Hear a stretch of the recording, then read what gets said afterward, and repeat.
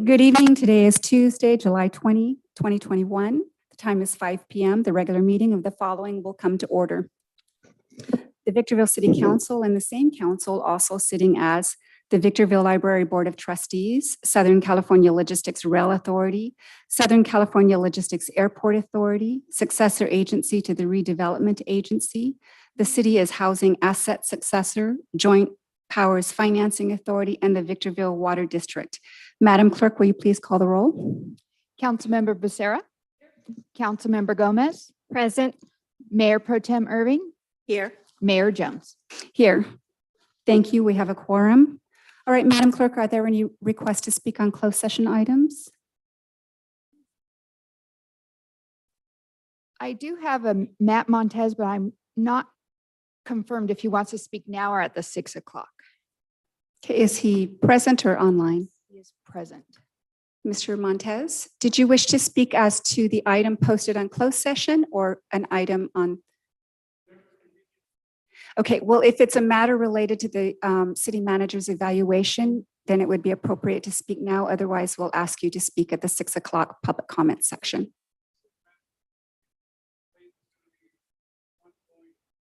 Oh, I beg your pardon. I didn't hear you, sir.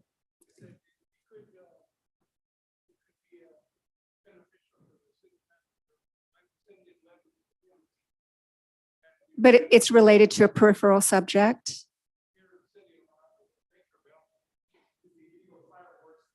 Okay, so that would be in our public comment session during the regular session when we come back at 6. Would you be here at 6 o'clock, sir?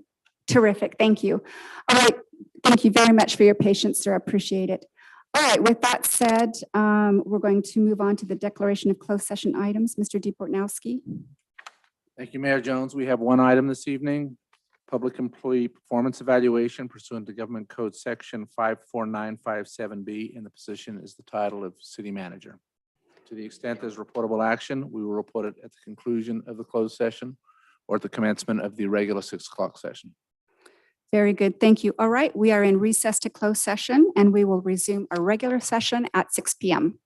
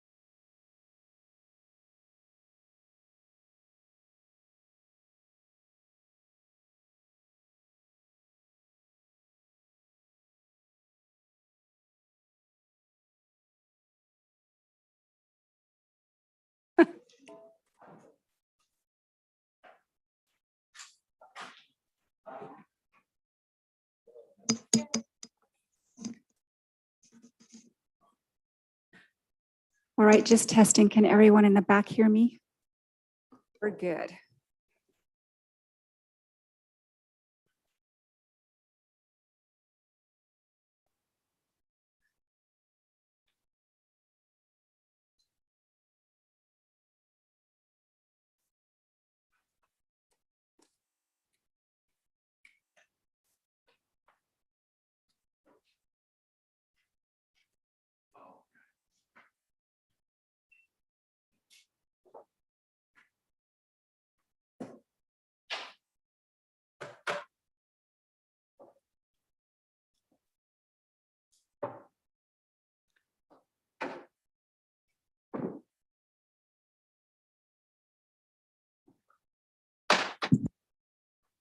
Good evening. Today is Tuesday, July 20, 2021. The time is 6 p.m.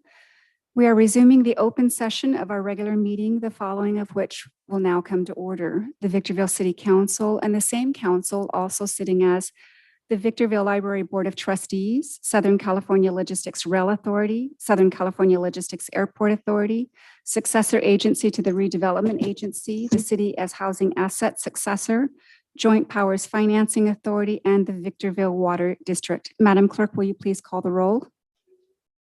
Councilmember Becerra. Councilmember Gomez. Present. Mayor Pro Tem Irving. Present. Mayor Jones. Here. Thank you. We have a quorum. Mr. D. Bortnowski, are there any closed session announcements to be made? Thank you, Mayor Jones. We had one closed session item this evening pursuant to Government Code 54957B. It was city manager performance evaluation.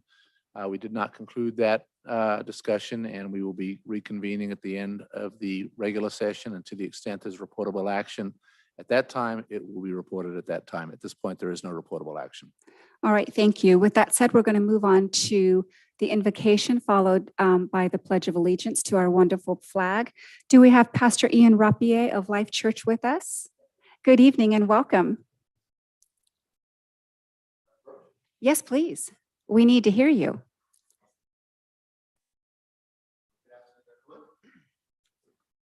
Just stand for a moment. We can pray. Yes.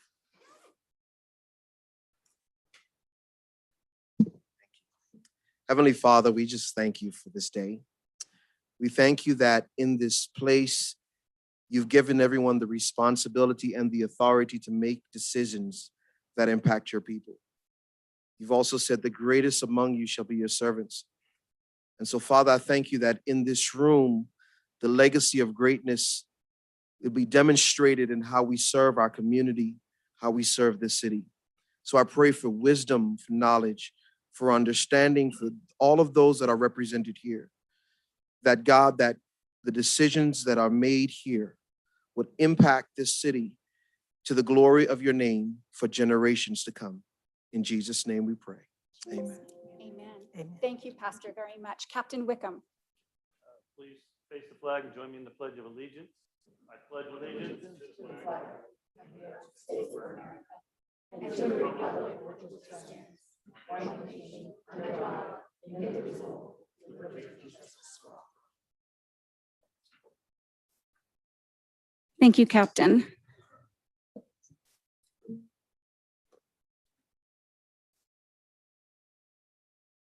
All right, we're now going to move on to proclamations and special presentations. Mr. Metzler, we have one on the 2021 fireworks enforcement program.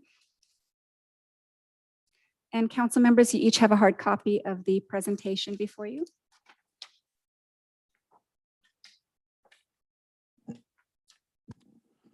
you, Madam Mayor and members of the council.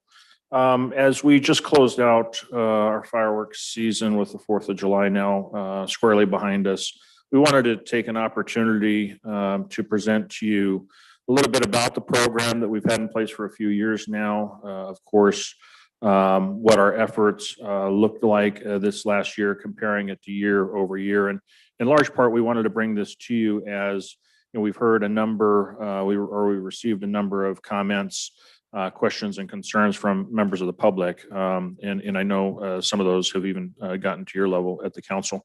So we thought we'd take this opportunity to share with you both the enforcement side and also the outreach side to help promote the awareness of the illegal nature of fireworks in our community. So with that, we have our code enforcement official, Mr. George Duran, leading, and Ms. Sue Jones, our public information officer, as well, will be jumping in to speak to certain elements within the presentation. Thank you. And before we begin, so council members, as you have a hard copy before you, if you can kindly take notes so that you'll be prepared with any questions or comments after the presentation. Thank you.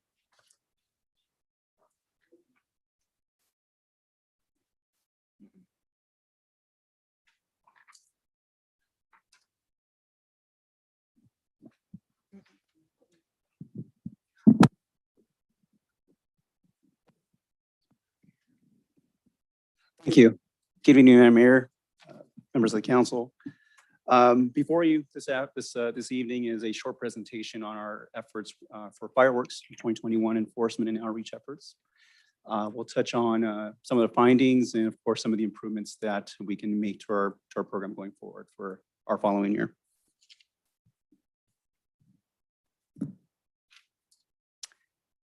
Our efforts started in Memorial Day weekend. As we typically do, we usually see an uptick on some of the activity throughout our community on fireworks around that weekend. As you see on the screen, this is a all hands on deck approach for the city, encompassing a variety of different departments, public works, public information, our information technology folks, our business license staff, a bit new to this effort, which I'll cover in just a bit. Part-time recreation staff helping us with some of the surveys that come through and also some of the notices that we sent out related to our licensing staff efforts. Our city attorney's office, of course, for any prosecution or citation appeal situations that may present themselves after.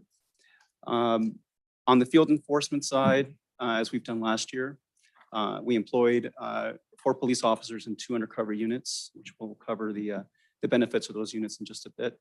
On our city enforcement side, of course, our animal control and code enforcement staff, altering their schedules and working a bit later towards later part of midnight. And of course, we had our support from our fire staff as well, not only from our emergency services coordinator, but also the efforts that they put forward at the state ag stations. The following slides will kind of be covered by myself and the MPIO, Sue Jones, but new to this year, as we found last year, was we found ourselves issuing a lot of fines to rental property occupied locations, and we had a tough time on some occasions identifying the person who's in control.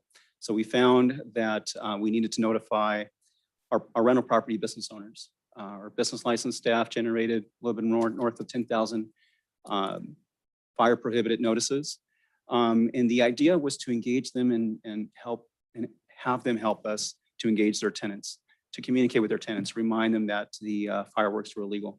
Of course, the property owners stand to be cited as well should we find that their business operations, the rental are impacting our community.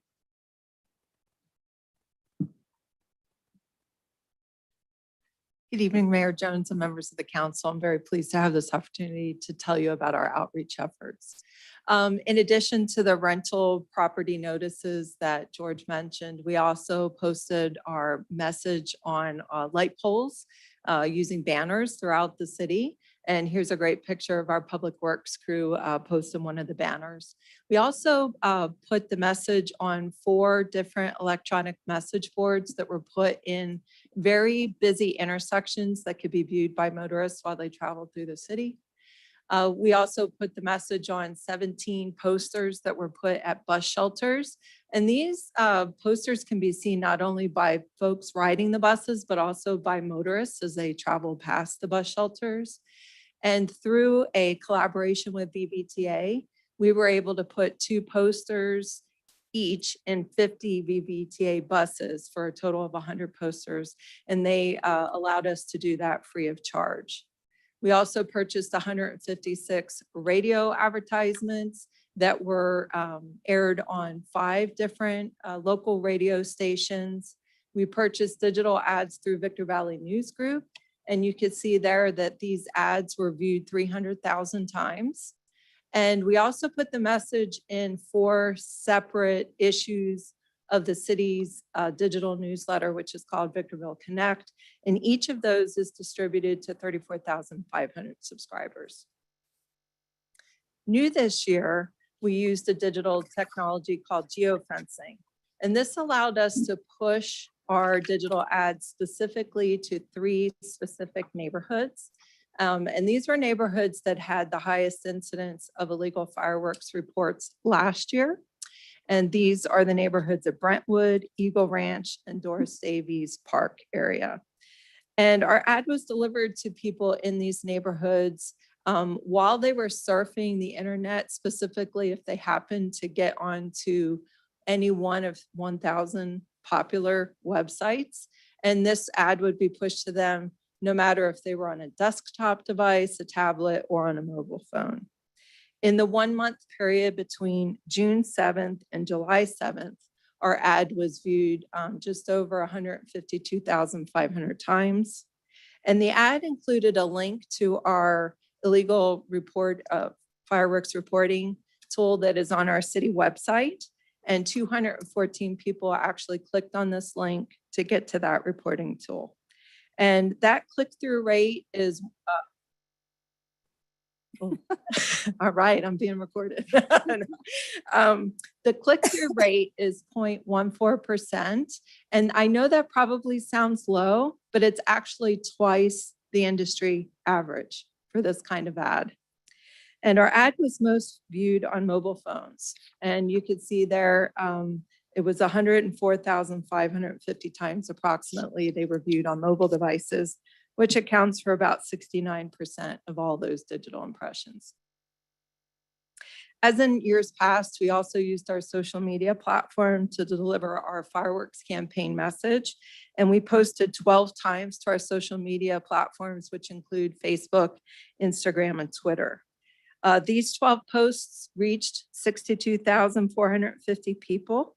And according to Zen City, our community was very supportive of our campaign efforts, with 87% of the interactions registering as either positive or neutral. And as you can see on this slide, discourse about illegal fireworks decreased 70% this year as compared to discourse last year. And this follows an overall trend that George will share in the rest of the presentation.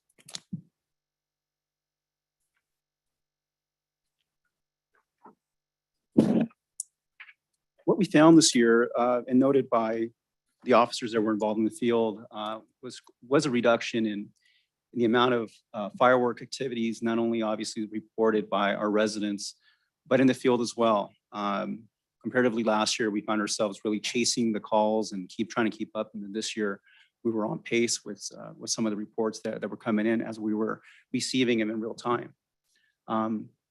The graph before you really does indicate the reduction in the amount of online reports that our city staff is receiving. And again, those come in real time. Some of these reports provide a significant amount of detail and address, clearly is the better bang for the buck. But some of them are helpful as well.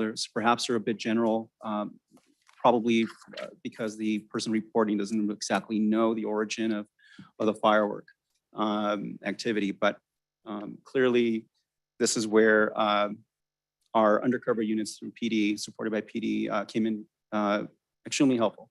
What we found ourselves this year is finding is that much of the activity was folks were being very careful about where they were lighting fireworks. Perhaps maybe they were lighting their fireworks in the rear yards and not as brazen as lighting them in the front yards on the street.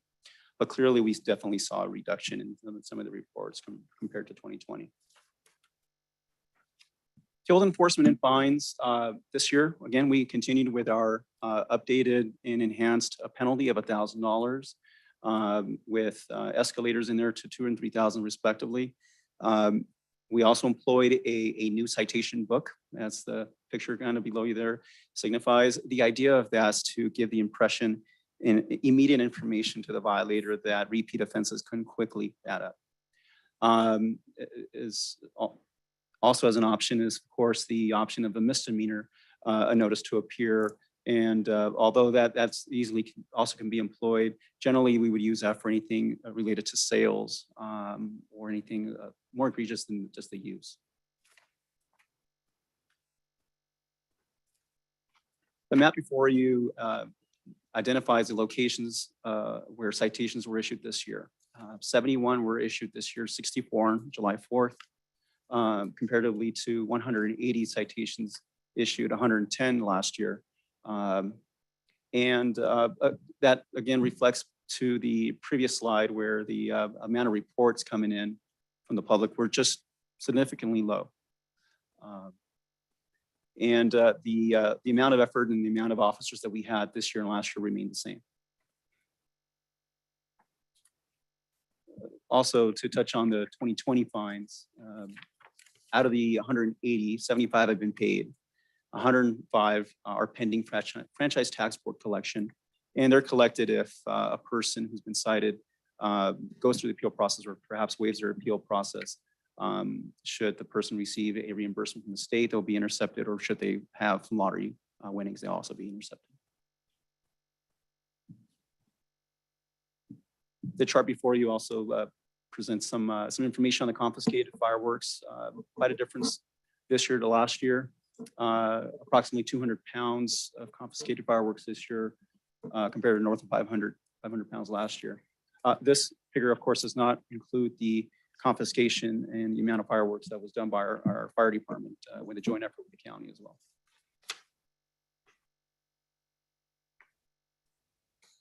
This year, we also decided to track the, as best as possible, the impacts to our pets. We know that a lot of the calls and a lot of the reports we were getting were not only related to the impacts the individuals were finding, but their impacts to their animals. The day or two after 4th of July is probably the busiest day for our animal control staff as they're responding to, loose dogs, lost animals that are effectively lost because of the amount of fireworks that happens on the 4th of July. But what we wanted to track was the impact specifically to the 4th of July. And we found that we received numbers before you here that were related specifically to impacts animals sustained based on fireworks. In summary, we definitely found a great benefit in using geofencing. I can go back to the slide. Geofencing was enacted primarily in areas like Brentwood and Eagle Ranch, and although you can't really tell too much on those dots are not primarily in those areas. And so geofencing was put in those areas as we saw last year. So we see geofencing may work. It definitely is communicating the message directly to the user. Outreach efforts generated attention as well from the engaged rental property owners. After we sent out those notices, we did receive, I personally fielded at least a dozen calls from property owners questioning the letter, and our staff did a great job in explaining that it was just, we were encouraging you to contact your occupants, to occupy your renters and remind them that fireworks are illegal and that there is a fine that can be imposed by either the occupant or the property owner. Overall, officers reported, as I indicated, a reduction in fireworks compared to last year. That definitely, again, was a decrease in online reporting. And again, field operations remained the same as last year. One of the anticipated improvements, as we always want to seek for improvements on our programs, is clearly through Measure P, we anticipate added staff. Added staff will allow us to expand patrols. Currently, the officers that we have now, we're splitting their shifts, either coming in later and working late or taking on overtime. But it was definitely all hands on deck effort. Definitely we're very grateful for our staff. Definitely need to probably take a look at expanding the investigative efforts towards the illegal sale of fireworks. As fire demonstrated in their interdiction there with the county, clearly some of these folks are not traveling out of state to buy fireworks. They're buying fireworks locally from people here that distribute them. So we definitely could take a look at that and see how we can enhance that.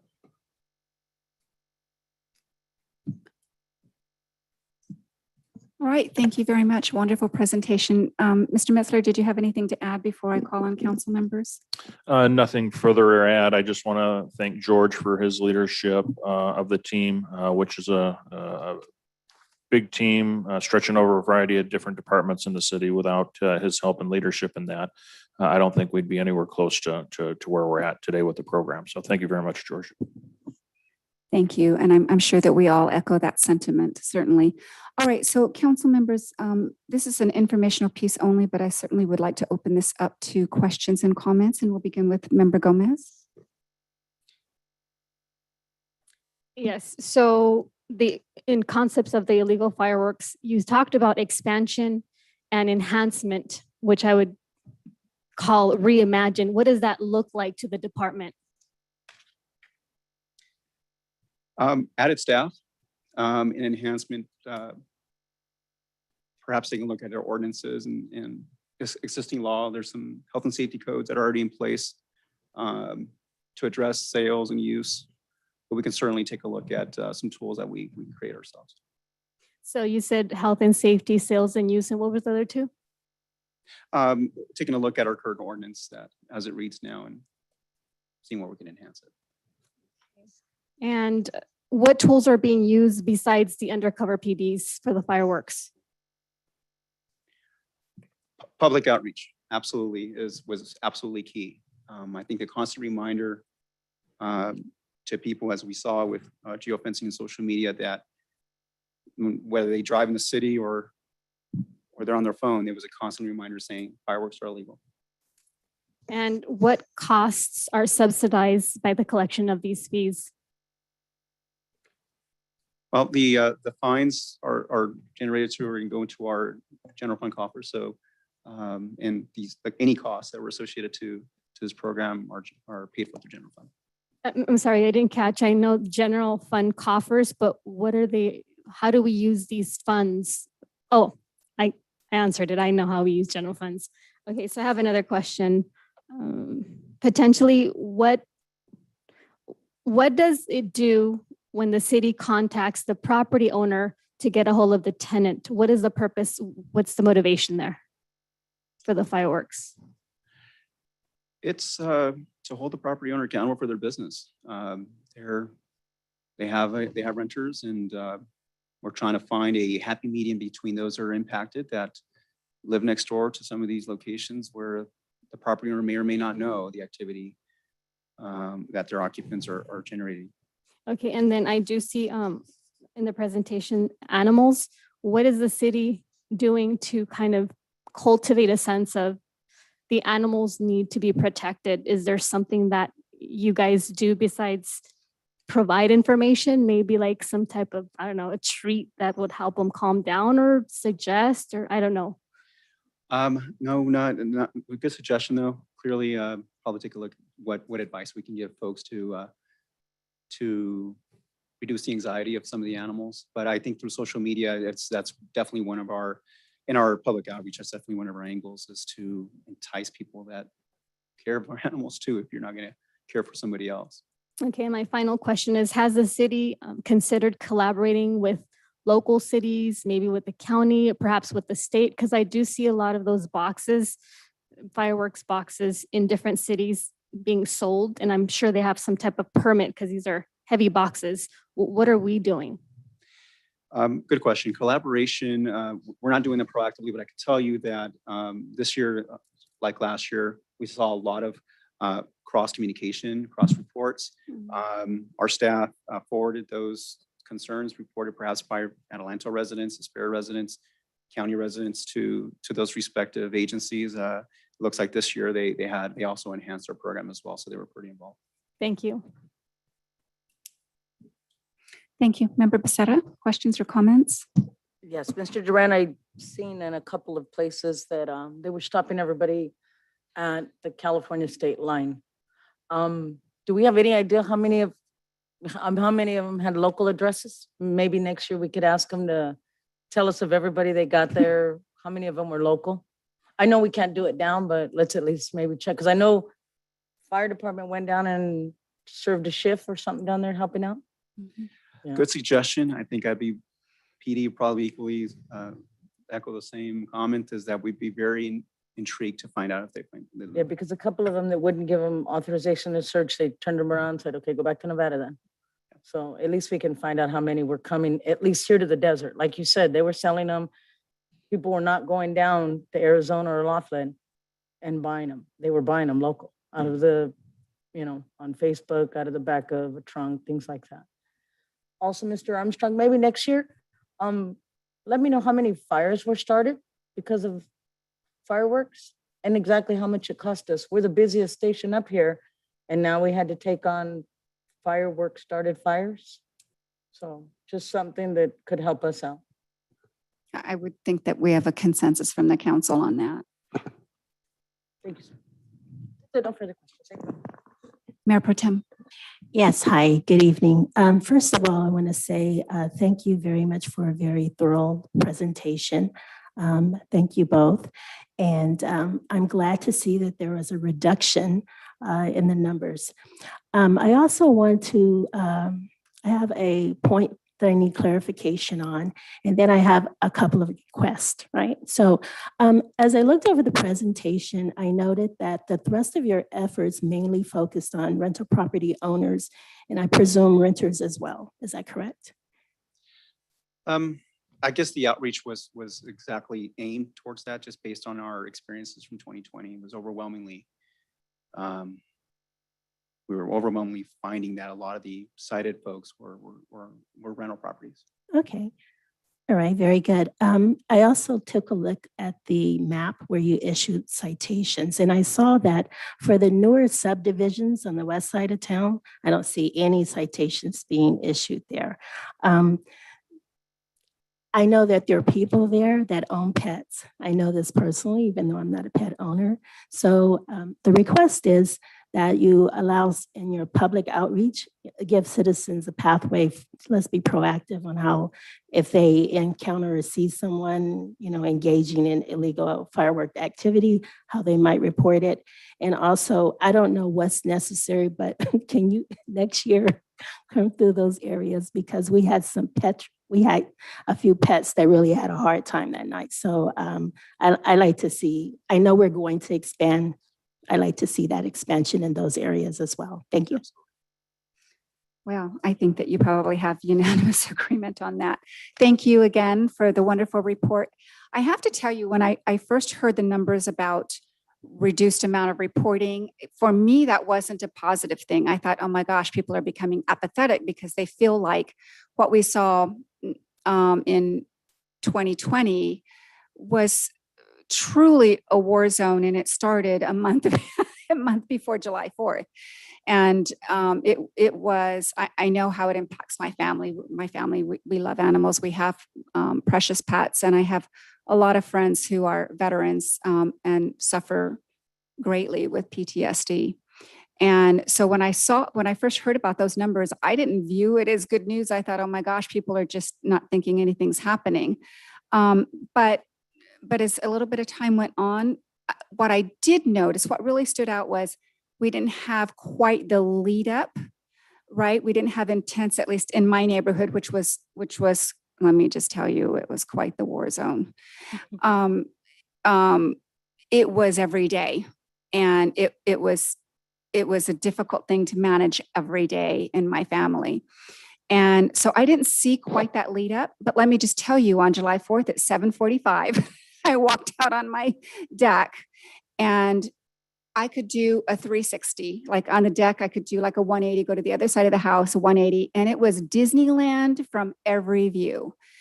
And it really concerned me, because on a number of levels, right? We know about pets, we know about our veterans that we ought to protect at all costs, in my view.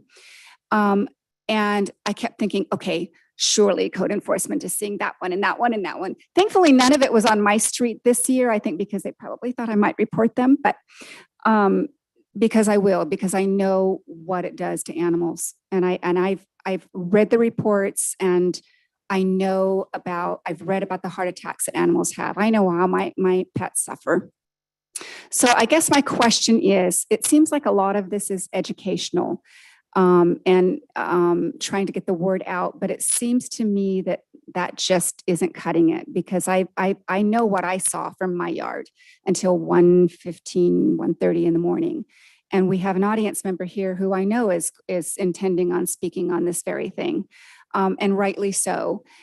So, I'm going to want to look at, how can we expand beyond education and fines. I have a friend who owns and manages properties in LA City. And in her city, guess what? If you're a property owner and your tenant is doing this or hosting a party, it's $20,000. Now, granted, I imagine that's going to be Your time problematic is in up. courts. Thank you. But so I would look to expand. All right. That being said, we are, again, very grateful for the presentation. I think we all agree we want to see more going forward to protect our neighbors. We all love July 4th, but we got to do what we need to do to protect our community. All right.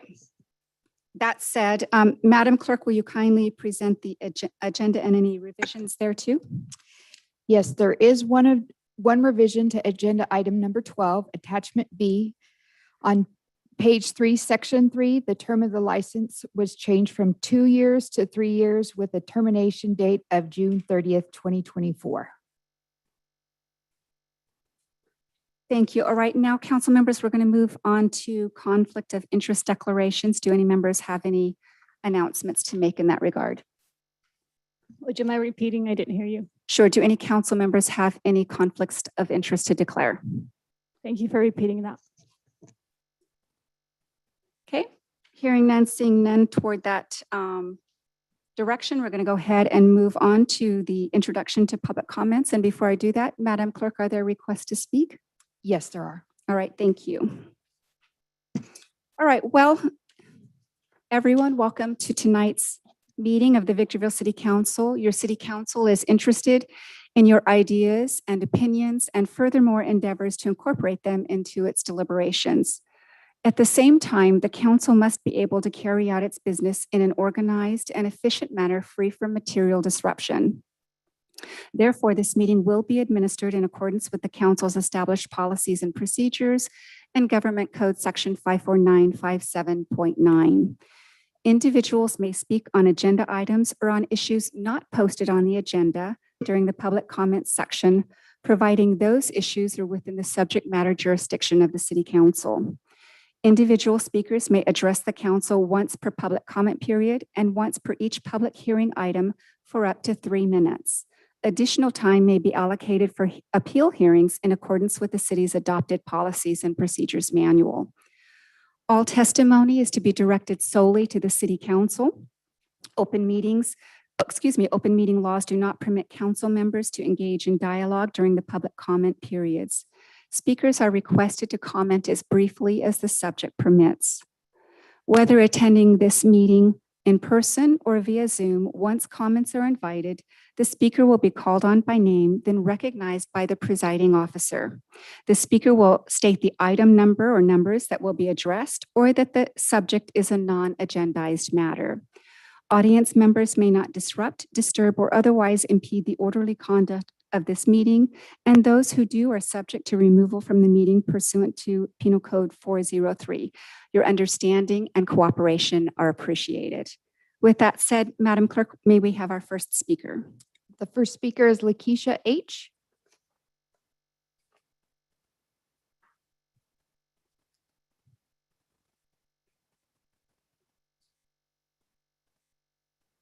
Good evening, ma'am, and welcome.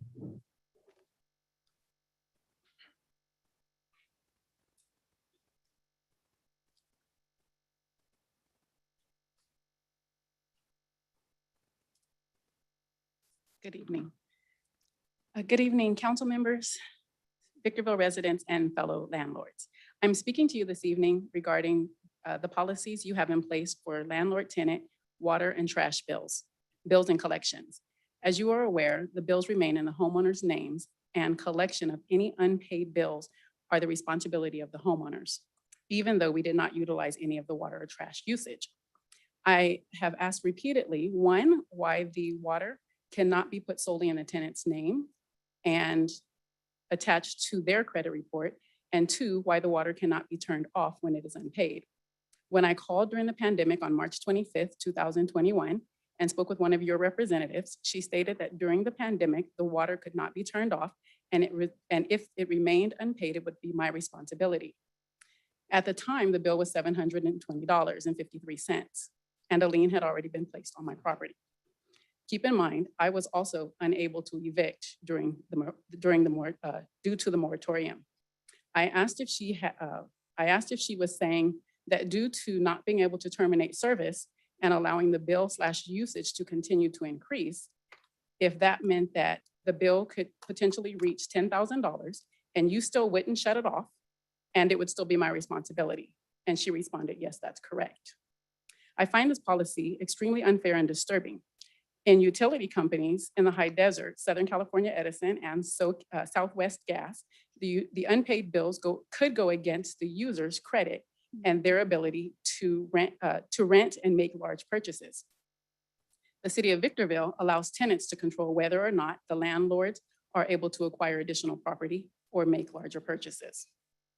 I ask that you put yourself in my position and ask yourself, if you had a rental property, would you be able to pay your mortgage, the remaining 75% of your tenant's rent, if they've signed a COVID hardship declaration, your own utility bills, as well as your tenants' unpaid water bills? That has no cap. I am asking that you strongly consider changing your water/trash bills collection policy and hold those accountable for their own usage. Also, I implore you to waive the remaining amount due of $460.94 and remove the lien from my property. In closing, I would appreciate it if a representative from your office would contact me and explain why Victorville Water Department doesn't ask for social security numbers when customers apply for new services as Southwest Gas, Hesperia Water District, and Southern California Edison do. And I have attachments that I can share with you. This would allow the company to collect any unpaid bills from tenants and also prevent landlords from unnecessary hardships. And I thank you for your time and your consideration. And Yes, if you could give it to the city clerk, it would be much appreciated. Charlene, could you? Yes. And so we appreciate your coming forward and sharing with us. It was very good information, and I am confident. If we have your name, we'll see if we can have someone reach out to you and further that conversation. Yes.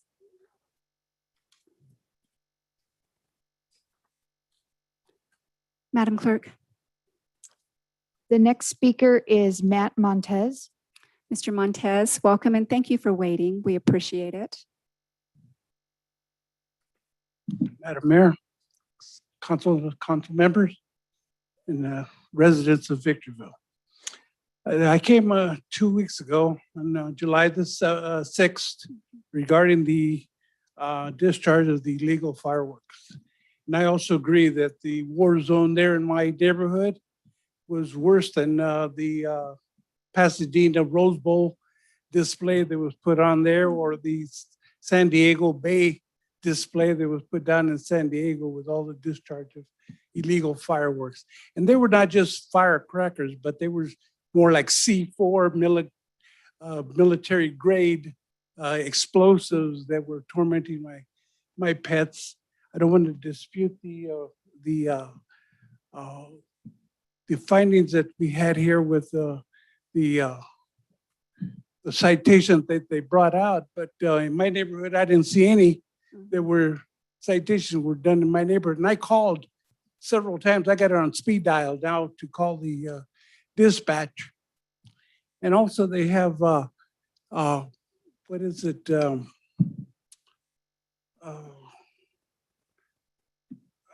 Lost my train. That's one of those senior moments. Oh, hey, I'm with you. But what happened was that I've sent letters out to my state senator to Washington, D.C., to the state representative, also the fire marshal here in Victorville, the San Bernardino County sheriffs that I've sent out emails to. I sent a letter out here to Mr.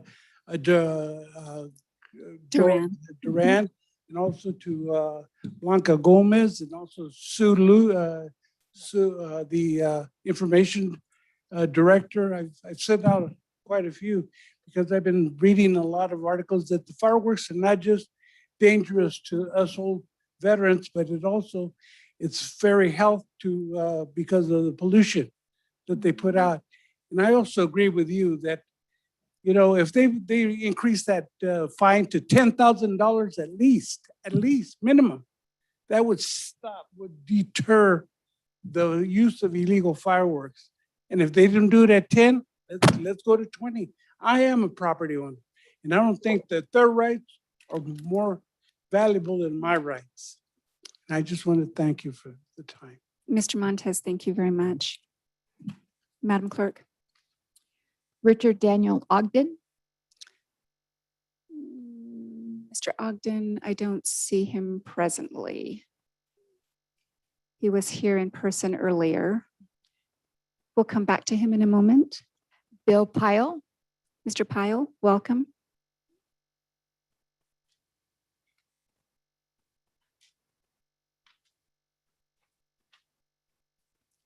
Do you have a particular item or a non-agendized matter that you wish to speak to? This regards the Community Services Advisory Committee, and it's not an agenda item. Thank you. Good evening, Madam Mayor and council members. My name is Bill Pyle, and I'm the chair of the Community Services Advisory Committee, commonly known as CSAC. I'm here to correct some misrepresentations stated by Council Member Gomez during the July 6th council meeting on the subject of her candidate for membership on CSAC. When discussing her candidate for CSAC, Council Member Gomez stated, and I quote, "He is a Black gentleman, and if he doesn't get elected, guess what? There is racism here. You are looking for excuses not to have a Black man be part of community services." End of quote. It appears by association that Council Member Gomez is also calling CSAC racist. And that is a very insulting, infuriating comment. You have Objection, hearsay. Member Gomez was not recognized and will suspend. Objection, Member impartial. Gomez will come to order. You have a Please. great team of Victorville citizens on CSAC, and they're very dedicated to their work. Prior to the July 6th council meeting, there were 4 community members on CSAC, 1 white and 3 African Americans, 2 Black gentlemen and 1 Black lady. One of the men, appointed by Mayor Jones, is our longest serving CSAC member and also serves as vice chair. The other 2 African Americans are new, having been appointed by our newest council members Becerra and Irving. With a unanimous vote of the council on July 6th, Council Member Gomez's candidate was approved as a member of CSAC. CSAC now has 4 African Americans and 1 white as members.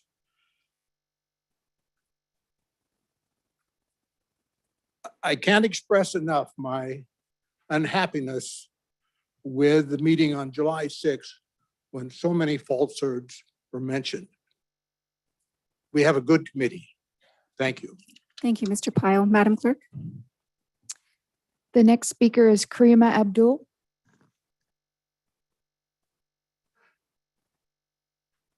Welcome, Ms. Abdul.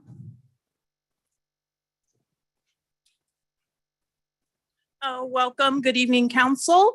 And I have a topic to address that affects 2 billion people around the world, over 10 million people in the United States, several thousand in Victorville. It's not on the agenda, but today is Eid al-Adha. It commemorates the sacrifice of Abraham. It's celebrated worldwide. So I just wanted to wish the Council Eid Mubarak. Thank you. Thank you, Ms. Abdul. Madam Clerk. Deanne Hudgens. Welcome, Ms. Hudgens.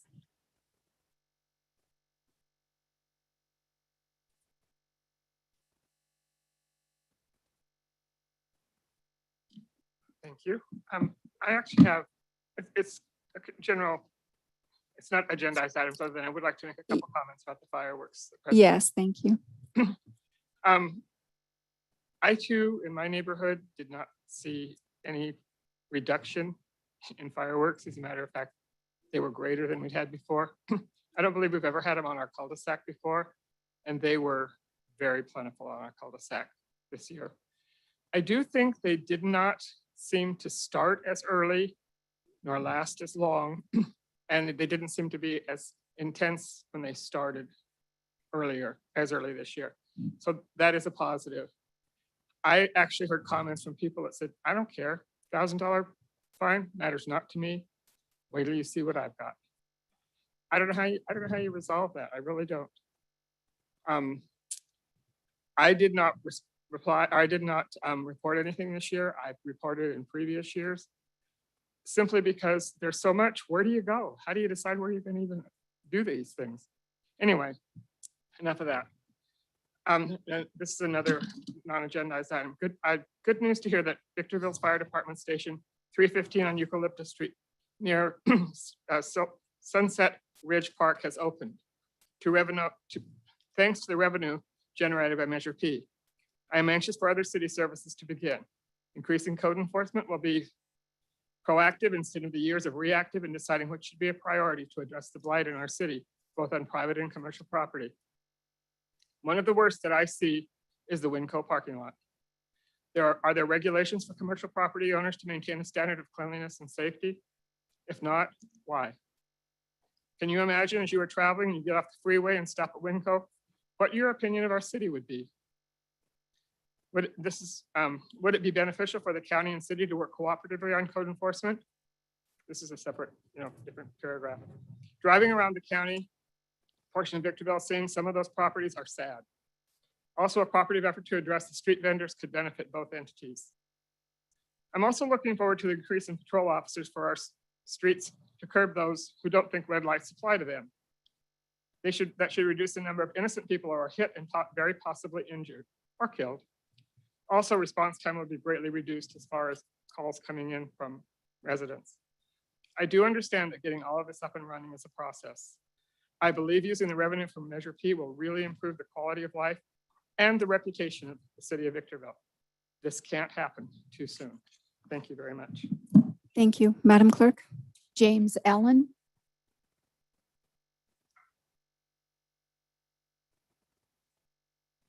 Welcome, sir.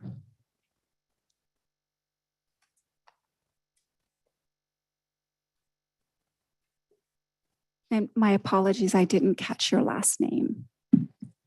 Allen. Yes, now I know who you are. Take the mask off. This is my first time, so to the board, to the mayor, to the members here. I made a post on Facebook last week, and basically it's not on agenda, but it just matters that over 500 community members actually responded with things that they feel like can be different or added. So I just wanted to throw some at you. I will actually get it typed up and give it to the board so y'all can actually take a look. So for the most part, you have members saying that the youth activity centers increase support of law enforcement, affordable housing, clean up Old Town, modernize it with restaurants and nightlife, theaters for live shows, water park, sustainable jobs, due to the fact that I have a tax service and a lot of my clients can't get up here from working down a hill. By the time they get back to try to file taxes, it's after 7 o'clock, they can't cook. So they would like to see more sustainable jobs out here. No more car washes, because it seems like there's one on every block now. Demand funding for mental health, demand state fundings for mental health and homeless problems that's up here. A trauma center, trauma hospital, due to the fact that a lot of accidents happen and we're losing a lot of people due to the fact that there's no trauma center and it takes too long on the response time to get them, to get a helicopter out here to help out. Landscaping on the main roads, facelift, on the old outdated buildings, graffiti, maintenance, homeless population control, food shelters, more schools, YMCA for Boys and Girls Clubs, arrests and stiffer punishments for traffic violations. There's way too many accidents in a high desert, and they would like to see more punishments for violators. More affordable housing for people that's 55 plus, that's disabled. More traffic police on the police, we bypassed that one. Restore neighborhood watch, more places for families to have fun. Clean up the trash in the high desert. They would like to see the sidewalks done, bike trails, walking trails. So basically, there's a lot that's here, but I will get it typed up and given. Thank you for the first time me being here. Thank you. And certainly this council appreciates your effort in making that post and sharing that information with us. We do appreciate your care and concern very much. Thank you. Madam Clerk. Richard Matthias. Mr. Matthias, welcome.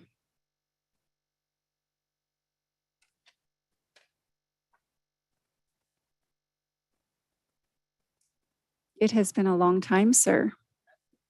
Welcome. Please don't. You know it's just us. Thank you guys for having me.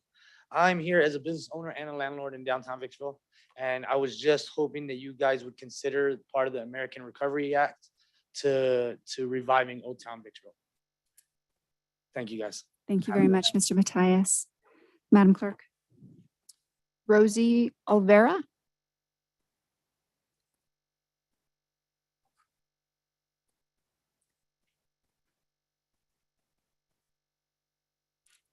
Welcome, Ms. Olvera.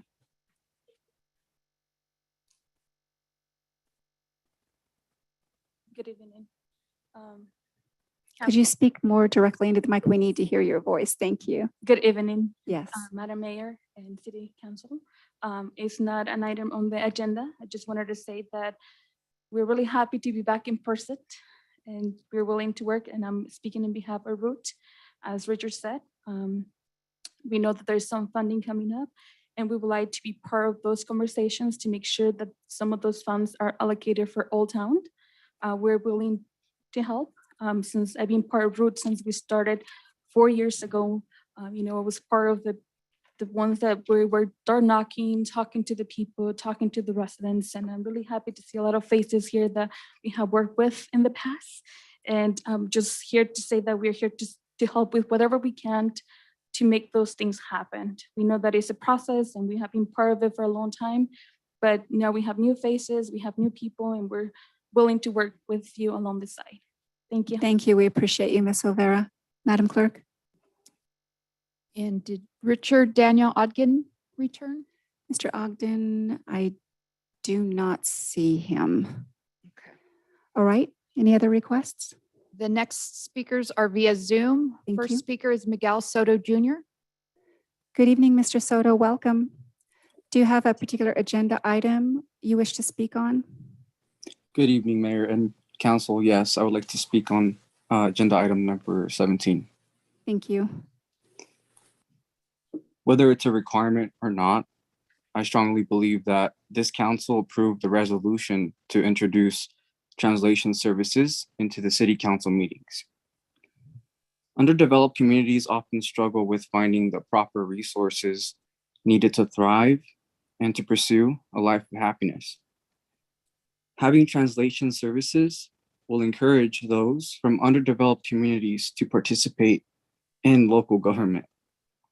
To have a strong market in the political space, we need those from marginalized communities to hold those in power accountable for actions and inactions taken from any council or governing board. This agenda is personal to me. My mom came to America the right way. And to this day, I can remember her coming back home, waving the American flag on the day she officially became a US citizen. I was very young, so I didn't understand what citizenship was. But now that I am older, I am very proud of her. I am very proud of this country and the opportunities that my family and I have received. Please allow translation services to take place in the Victorville City Council meetings. Thank you. Thank you, Mr. Soto. Madam Clerk. The next speaker is, I believe, Maggie Martin. Ms. Martin. Good evening, Madam Mayor and Council. Can you hear me? Yes, welcome. Do you have an Thank agenda you. item you wish to speak on or a non-agendized matter? I would like to speak on the fireworks presentation, and let me apologize to you all in advance. There's a lot of noise around me, so it might be hard for you to hear me. Can you hear me okay? Yes. Okay. So I want to correct something. Well, not correct. Tell you when I lived in my home in Victorville and Sunset Ridge, those fireworks weren't just starting a month, and this was after, against my strenuous objections after the fact. They've been building those two-story houses behind at Eucalyptus and Mesa Linda. Those people were popping those things off from Memorial Day to long past Labor Day. I'm sorry, Memorial Day, long past Labor Day, every day, every night. And it's not just, it's become, apparently, some people think they're entitled to do it whenever they want to, much less, regardless of the law, or much less whether or not it's even a holiday. But I did want to bring that forward. And another thing I wanted to correct, it was a Daily Press article, and it spoke about opening up Station 315. And the writer of the article stated in that article that basically it was it had never been opened before. I saw it on a link to, I believe, Victor Valley News Group. And I commented on that, correcting the record, because I was living there when that station and that park were being built. I don't know about the park itself, but I remember when they pulled out the grass and put in the rock. But I was living there, and when I had blood pressure issues, I went around the corner and at least 2 or 3 times over the years I was there, and they took care of me. So they did have a partial staff there. Jumping the subject about the dog and pony show of Miss Gomez last council meeting, I have so much to say. I can never do it. I would not be able to do it in the remaining time I currently have, or even in a full 3 minutes. However, I have drafted a letter. However, I'm sorry. Additionally to that, I have reached out to very high level, meaning beyond local level, law enforcement and other government entities to fill them in on our illustrious council member. So the only thing I can say right now about that is the gentleman who is referred to as the Invisible Man. I'm pretty sure I know who he is, but I'll tell you what bothers me with that.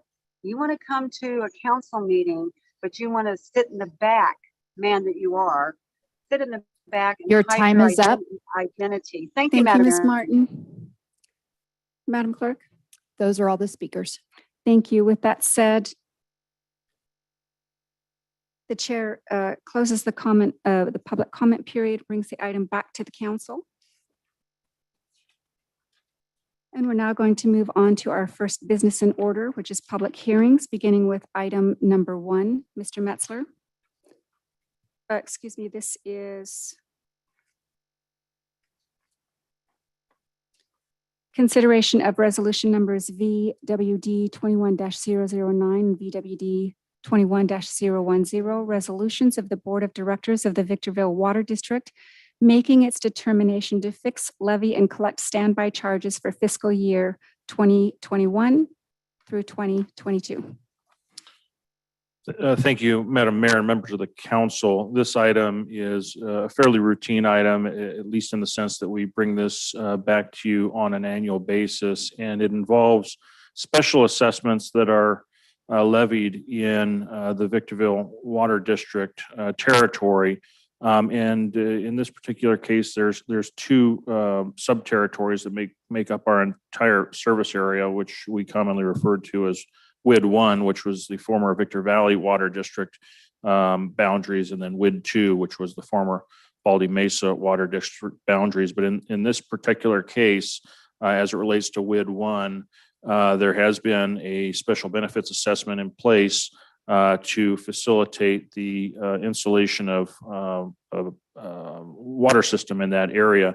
It's been in place since 1975, and it's at a cost of about $10 per acre for undeveloped properties that are within 660 feet of a public service main. In the case of WID 2, slightly different in the sense that there has been a decision to issue bonds to pay for infrastructure for which this special benefit assessment collects and secures those bonds. And so for all parcels in that particular area, there's a $15 per acre charge. So the item before you is a request and a recommendation to reestablish and continue those charges to be in place. With the approval of this item tonight, we then turn all the property owner information over to the county to make sure that the rates are affirmed on the tax rolls. And then finally, I should identify for you that the rate plan that has been approved by this council does depend upon these revenues to help balance the collective rate for the ratepayers in the water district boundaries. Thank you, Mr. Metzler. Madam Clerk, will you please read the recommendation? That the Victorville Water District Board of Directors conduct a public hearing, receive testimony for the adoption of proposed resolution numbers BWD 21-009 and 010, and close the public hearing, approve resolution number BWD 21-009 entitled a resolution of the Board of Directors of the Victorville Water District making its determination to fix levy and collect standby charges for Water Improvement District 1 for fiscal year 21-22, and approve resolution number VWD 21-010 entitled a resolution of the Board of Directors of the Victorville Water District making the determination to fix levy and collect standby charges for Water Improvement District 2 for fiscal year 21 through 22. Thank you, Madam Clerk. All right, we're now going to get into technical questions for clarification purposes, and we'll begin with Member Becerra as to the staff report. Thank you, Madam Mayor. Mr. Metzler, just to make sure I understood correctly, these are all undeveloped properties, correct? In the case of WID 1, they are for undeveloped properties only, but because there's a slight difference in WID 2, they do affect all properties in WID 2. Okay, but these are people that are able to build and connect to our water services, and they're not trying to run a main from maybe a half mile away, correct? These are able for them to connect right away. In the case of WID 1, that's yes. exactly correct. It's, I think saying it differently, it's to identify where undeveloped properties have the benefit of being very close to a system to where they don't have to run a long connection. And that certainly has value to the property owner, value of which the property owner is responsible for paying the district for that improvement.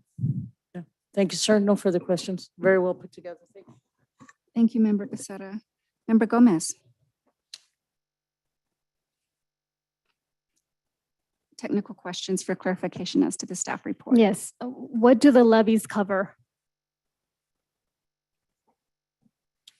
The levies basically are, in the case of WID 1, to pay the cost associated with operating and maintaining that system. In the case of WID 2, slightly different. The monies are largely used to satisfy the debt associated with the Baldy Mesa financing that was done many years ago for infrastructure in that service territory.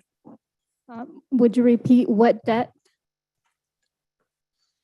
It was a bond issue issued by the Baldy Mesa Water District. Do we know the amount owed? or how much it's accrued thus far with taxes and everything, the fees that get allotted? We do. I don't have that information readily available, but we do have that information available. We account for it every year as a part of our budgeting process. And that explanation covers WID 1 and WID 2? That explanation covers WID 2 because WID 2 is the district that has bonds outstanding that are using the WID 2 benefit assessment to secure payment of those bonds. Okay. And what is not covered by the levies? What is not covered by the levy is essentially everything that's generated by ratepayers to pay for the essential operations and maintenance of the entire water system. And how is the payment calculated? It's calculated no different than how it's been calculated in the past. And so simply put, it's $10 per acre in the Victorville Water District area. I'm sorry, the Old Victor Valley Water District area, and then $15 in the former Baldy Mesa area. Was this a council or the electorate's decision? Which decision? I'm sorry. The 10 and 15, was this a council decision or was this put out to the voters? I believe it was put out to the voters many years ago. I'm not sure the exact history dating back to when they were first approved, which was 69 and 75. But being that they now do subscribe to Prop 218 and serve as a benefit assessment, they effectively have to be reapproved by this council on an annual basis. Will there be special levies in this item that will be considered based on unforeseen circumstances? The only special levies considered in this item are the $10 and the $15 that are before you. And will the standby charges be assessed only to the undeveloped property parcels or will also be included to the developed properties? WID 1 and WID 2 explanation? Yes, again, as to WID 1, it's for the benefit of those undeveloped properties within a 660-foot distance of a public system. In the case of WID 2, it is for all properties in the WID 2 boundary. And let's see. Will the agency be billing directly or has council hired a vendor for the purposes of collecting the funding? We rely on the property tax billing and collection process. So with the approval of this item tonight, we will turn over the resolution, of course, along with a long spreadsheet detailing all of the affected property owners to which have to be assessed basically these charges. From that, then those charges do get applied to the property tax bill. The property tax is collected by the County of San Bernardino. Once collected, they then remit those amounts to the City of Victorville. Okay, and, how is the city proceeding with the increased rate? Is it going to be a vote? There's a presumption in my mind that there's a percentage of protests that can hold a 40% to not allow this to go through. Did the city give written notice to all the affected property owners prior to the public hearing and include a ballot for voting? Or are we considering a vote to the electorate considering that this is an option today? And why did the city choose the method that it did versus the alternative? I believe your question is actually speaking to the next item, which is item number 2, dealing with the rate plan, the rates, fees, and charges, which does include the 3%. And to answer the question as to did all the property affected ratepayers get notified, the answer to that is yes. Thank you. No further questions. Thank you, Member Gomez. Mayor Pro Tem Irving. Yes, good evening, Mr. Metzler. I was trying to follow the line of questioning, but just so that I'm clear that I processed what I thought you said, would you kindly restate what you mentioned about the current rate schedule? The council member Gomez was speaking to rates and an increase, and that's actually in the next item. No, I'm sorry. As you teed this up, you mentioned something about a rate schedule. Rate plan, okay. Rate plan, I'm Yeah, sorry. yeah. Would you restate that for me, please? And so I think what I was alluding to was that, oh yes, these charges are actually considered is a part of the rate plan in the sense that the revenues generated from this benefit assessment are necessary to then determine what are the appropriate rates for the differential need of revenue for the rest of the system. So saying it differently, if this item did not get approved and therefore we could not rely on this revenue to be generated through the special benefit, it would have to be made up somewhere else, which is in the overall rate, which would be the next item. We'd likely have to recast some of those revenue, system revenue needs to figure out, absent the money from this revenue source, how are we going to make it up through the general rate? It's following the dollar. Thank you. All right, thank you. Anything further? No, Tim? ma'am. Thank you. All right. Just a very basic question. I noticed that this was published in the local newspaper twice. Which paper did we use? I believe it's the Victorville Daily Press. That might be a question best answered by the city clerk. Do you know for sure? Valley-wide. Valley-wide. Sorry, I stand corrected.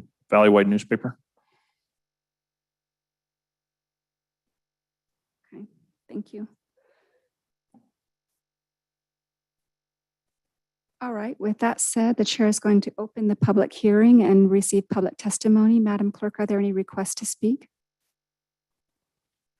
We have no one from the audience and no one via Zoom. Thank you very much. The chair closes the public hearing, brings the item back to the dais, and invites a motion from the Victorville Water District Board of Directors as to points 2 and 3 posted on the agenda. Madam Mayor, motion to approve items 2 and 3 Points 2 and 3 on item 1. on item 1. Yes, thank you. Do we have a second? Second. Thank you. We have a first and a second.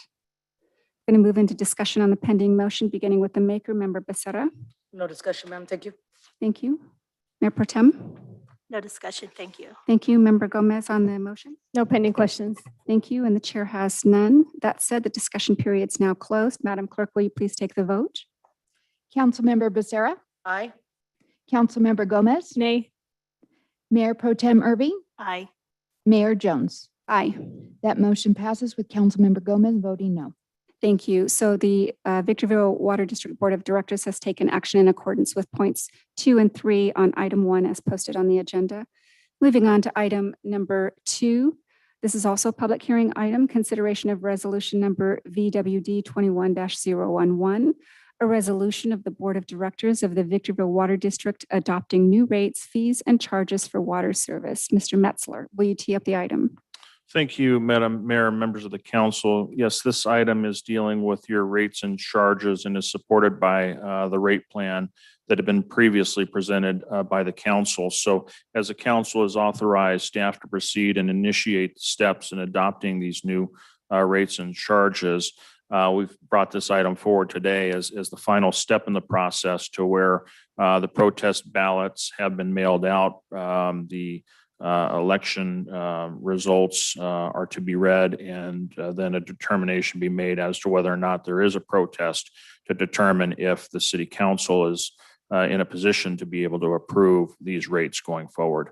I will I will advise the council that our current budget is planning, has been prepared and planned on these rates to go in place.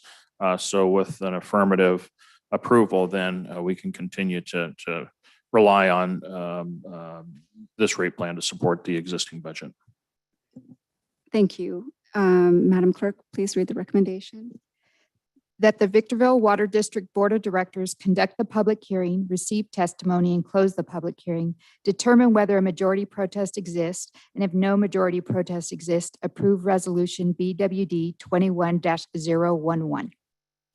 Thank you very much. We're going to move into technical questions for clarification as it relates to the staff report. We're going to begin with Member Gomez. What is the majority protest in this item?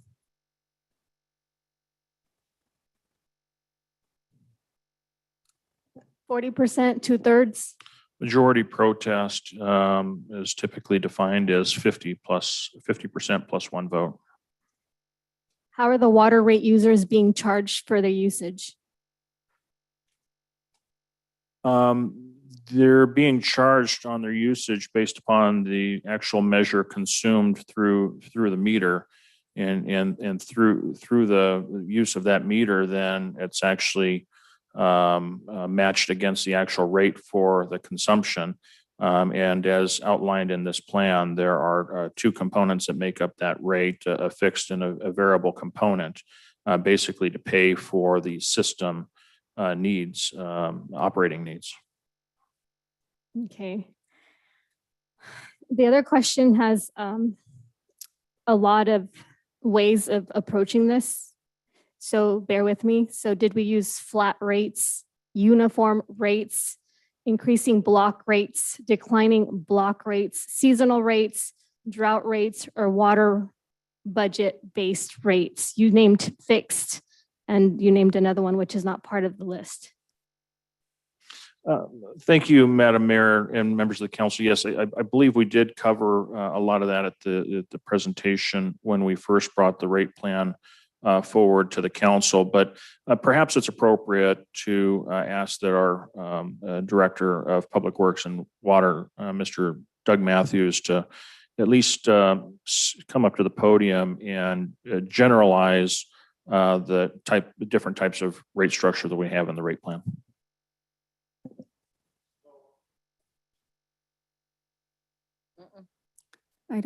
It doesn't sound like it's, Testing. there we go. Essentially, for our single-family residential customers, we have a tiered rate on the consumptive use. So there's a lower per water use rate for the lower tier and a little bit higher for the next tier, along with a fixed charge for all of the customers. It's a uniform rate plus a fixed fee. We do have a drought rate. It's listed in the staff report as well. And would you please explain why we decided this versus the alternatives? Because when we were here, it was my understanding that we would bring it back before there was an actual vote. And I believe that this is how we're bringing it back, but I didn't have the explanation if we're going to consider the drought aspect of it or not. No, that was all decided at the last meeting we had where the rate study was approved by council. Thank you. I have no further questions. Thank you, Member Gomez. Mayor Pro Tem Irving. Thank you, Madam Mayor. I don't have any questions. Thank you. Thank you, Member Becerra. Thank you. Mr. Matthews, you said we're on a tier rate now for the residents. The tier rate that like I'm on right now for SCE, the more I use, the more I'm gonna pay, right? So it's all on the customer of what they want to pay, correct? That's correct. They can keep their bill lower by using less water for sure. So 0 through 6 HCF is a lower rate, above 6 is a higher rate. If you stay closer to 6 or below, you're going to be lower. But even all that 0 through 6, everybody takes advantage of that low rate. Okay. So if I go out and get a pool, it's on me. Correct. Okay. All right. Thank you. No further questions. Thank you, Member Becerra. And I have no questions on this item. All right, the chair opens the public hearing for public testimony. Madam Clerk, are there any requests to speak on this item? Yes, Clayton Moore. Thank you. Mr. Moore, welcome. It's good to see you. I brought some notes. Sir, you need permission from the chair to approach the dais, but you may, please. You may. Please give them to the city clerk. So you can follow along with what I'm saying based on your documents there. I live in Victorville and I'm here as a homeowner.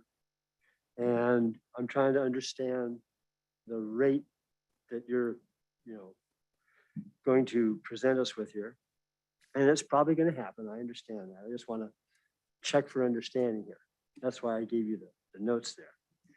In the 4-page document that came with my water bill, it explained the drought rate schedule. And I completely understand the problem we have with climate change and all the related issues. But on this topic, you gave us some good information. You said the typical consumer with a 3/4 inch meter connection is about 91% of us.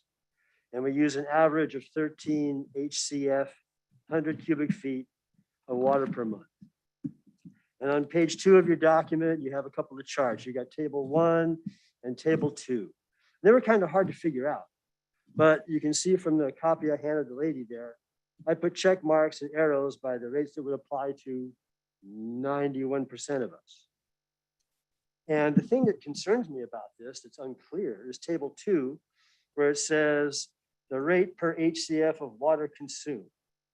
Per HCF, this August, it goes from 0, the current rate is 0, there's a mark there, which is 0, and it's going to become $3.58.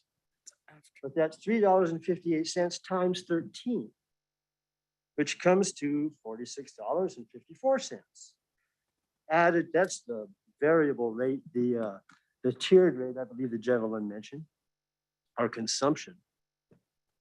And most of us, 91% of us, are at that rate, tier 2, marked on your chart. On page 3 of the document, there's table 3, that's your drought rate schedule. And again, you've got in the second column, the rates for single family residential tier 2 water consumed per HCF. I'm sorry you guys didn't do this math for us because I'm an English teacher and math is hard for me. But looking at fiscal year 2021 to 22, at the 50% low bottom of the column there, it's $3.76 per HCF. Doesn't sound so bad until I multiply it by 13, it comes to $48.88. Goes down a little bit in 2023. It goes down to $2.56 per HCF. Times 13, that comes to $33.28. Okay. And in chart A, the top of the page, page 3. Your time is up. My time is up. Yes, thank you, Mr. Moore. Madam Clerk, at your convenience, will you please provide copies to the council on that? Thank you. Thank you, Mr. Moore. Madam Clerk, any other requests to speak? Yeah, the next speakers via Zoom, Miguel Soto Jr. Welcome again, Mr. Soto. Good evening, Mayor and Council. I believe that we need a workshop for this water rate change. I think it's important that the residents are informed. And so I'm just curious on some of the points that Mr. Moore brought up as well. I know this document is very informative, but I think with the average constituent, it's kind of difficult to really understand what it means. So I think a workshop would be great. It would also be great to kind of get more participation. I believe I'm probably the only speaker left, hopefully not, but I say no to this resolution and let's have a workshop. Thank you. Thank you, Mr. Soto. Madam Clerk. Those are all the speakers. Thank you. With that said, the chair closes the public hearing and brings this item back to the council. And Madam Clerk, have the ballots been tabulated? Yes, we did receive 9. Okay, does a majority protest exist? Does not. Thank you. With that said, the chair invites a motion from the Victorville Water District Board of Directors as to point 3 on item number 2. Madam Mayor, motion to approve item 3 for number 2, BWD 21-0011. Okay, as to point 3 on item 2, yes. Thank you. Is there a second? Thank you. We have a second. Going to now take discussion on the pending motion, beginning with the maker, Member Becerra. Okay. No comments. Mayor Pro Tem? No questions. Thank you. Thank you, Member Gomez. Any comments on the motion? Yes, it's clear that we need more transparency and more participation. Unfortunately, there hasn't, and there probably won't be. That's my comment. Thank you, Member Gomez. And my understanding, if my recollection is correct, we had quite a lengthy discussion on this matter some time back on this. And that's as a result of that, we've gone through all of the other steps to get us here. So those very in-depth conversations have already been had before the council. All right, discussion period's now closed. Madam Clerk, will you please take the vote? Councilmember Becerra. Councilmember Gomez. Nay. Mayor Pro Tem Irving. Aye. Mayor Jones. Aye. That motion passes with Councilmember Gomez voting no. Thank you. So the Victorville Water District Board of Directors has taken action in accordance with the recommendation in point 3 laid out on the agenda. Going to now move on to item number 3, adoption of resolution number 21-057, annual assessments for unpaid rubbish collection, sewer use fees, storm drain fees, hazardous waste fees, and/or Assembly Bill 939 recycling fees. Mr. Metzler, will you kindly tee up the item? Thank you, Madam Mayor and members of the council. Yes, this item also is a routine item in the sense that we deal with this type of item on an annual basis around this time of the year. And so effectively what this is doing is for unpaid utilities. We are required to the extent we want to secure those amounts that are owing. We must go through a process to effectively cause a leaning of the property. And so we standardly do that to receive the amounts owed for utility services. And as described here, that's water, trash, sewer, storm drain, and hazardous materials. As of yesterday, the total account receivable for those utilities was almost $1.1 million. We have about 1,053 liens outstanding. With the approval of this item tonight, it actually authorizes us to start the process of submitting information to the County of San Bernardino. There is some time for the property owners to still cure these amounts before they actually get liened, but I suspect it has to be done within the next 30 days. So with that, that is the item before you. Mr. John Mendiola is your finance director. He is the author on the item. He's the one available for the technical questions or comments regarding the staff report. Thank you very much. Madam Clerk, please read the recommendation. That the city council open the public hearing, close the public hearing, and adopt resolution number 21-057, confirming the annual assessments for unpaid rubbish collection fees, sewer use fees, storm drain fees, hazardous waste fees, and/or Assembly Bill 939 recycling fees. Thank you, Madam Clerk. We're now going to move to technical questions for clarification purposes. We're going to begin with Mayor Pro Tem Irving. Yes, I have 2 questions. First of all, what is the time frame? You mentioned that property owners can cure the amounts due. What is that time frame? Is it 60 days? Thank you, Mayor Pro Tem Irving. Yes, we have until the end of August to submit August 10th is the actual due date to submit a list to the county tax roll, to the county assessor. We have until end of August to make any changes to that. If the residents come in and pay their fees that are owed, then we can resubmit a new list to the county to take them off that. Anything after that, there is a $52 charge per change on the list going forward. Because as the tax rolls are going to get into I believe the October time period when those taxes are due, that first payment is due in November.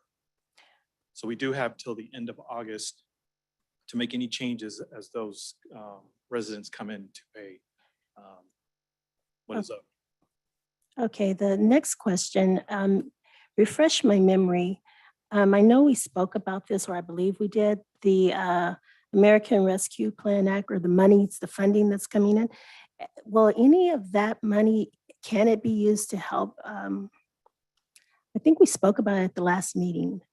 I spoke about bringing the account, making them whole, or providing relief for some citizens. Is that still in the works? Yeah, that is in the works. If you noticed on your agenda, you're looking at item number 15. Yes. I believe the city manager has staff that is going to present. I just want to illuminate that. Thank you. That fact. Thank you. Thank you, Mayor Pro Tem. Member Becerra.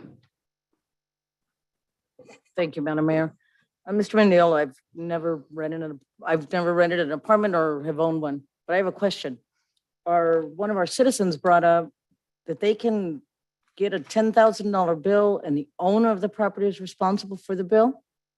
So ultimately, the owner of the property is responsible for any of the utilities that is used or consumed at the property. If that tenant happens to leave the property or does not pay that bill and So why can't the owner turn it off? the owner can turn it off. But as you know, the moratorium and we're in right now, per the governor's order, there are no turnoffs currently on utilities. So if I move out of my home, me as an owner, if I move out of my home and I turn off my water service because I'm moving to another home, they'll turn off my water. Correct. But if an owner of a property wants the water turned off because they don't want to get a $10,000 bill, they can do that?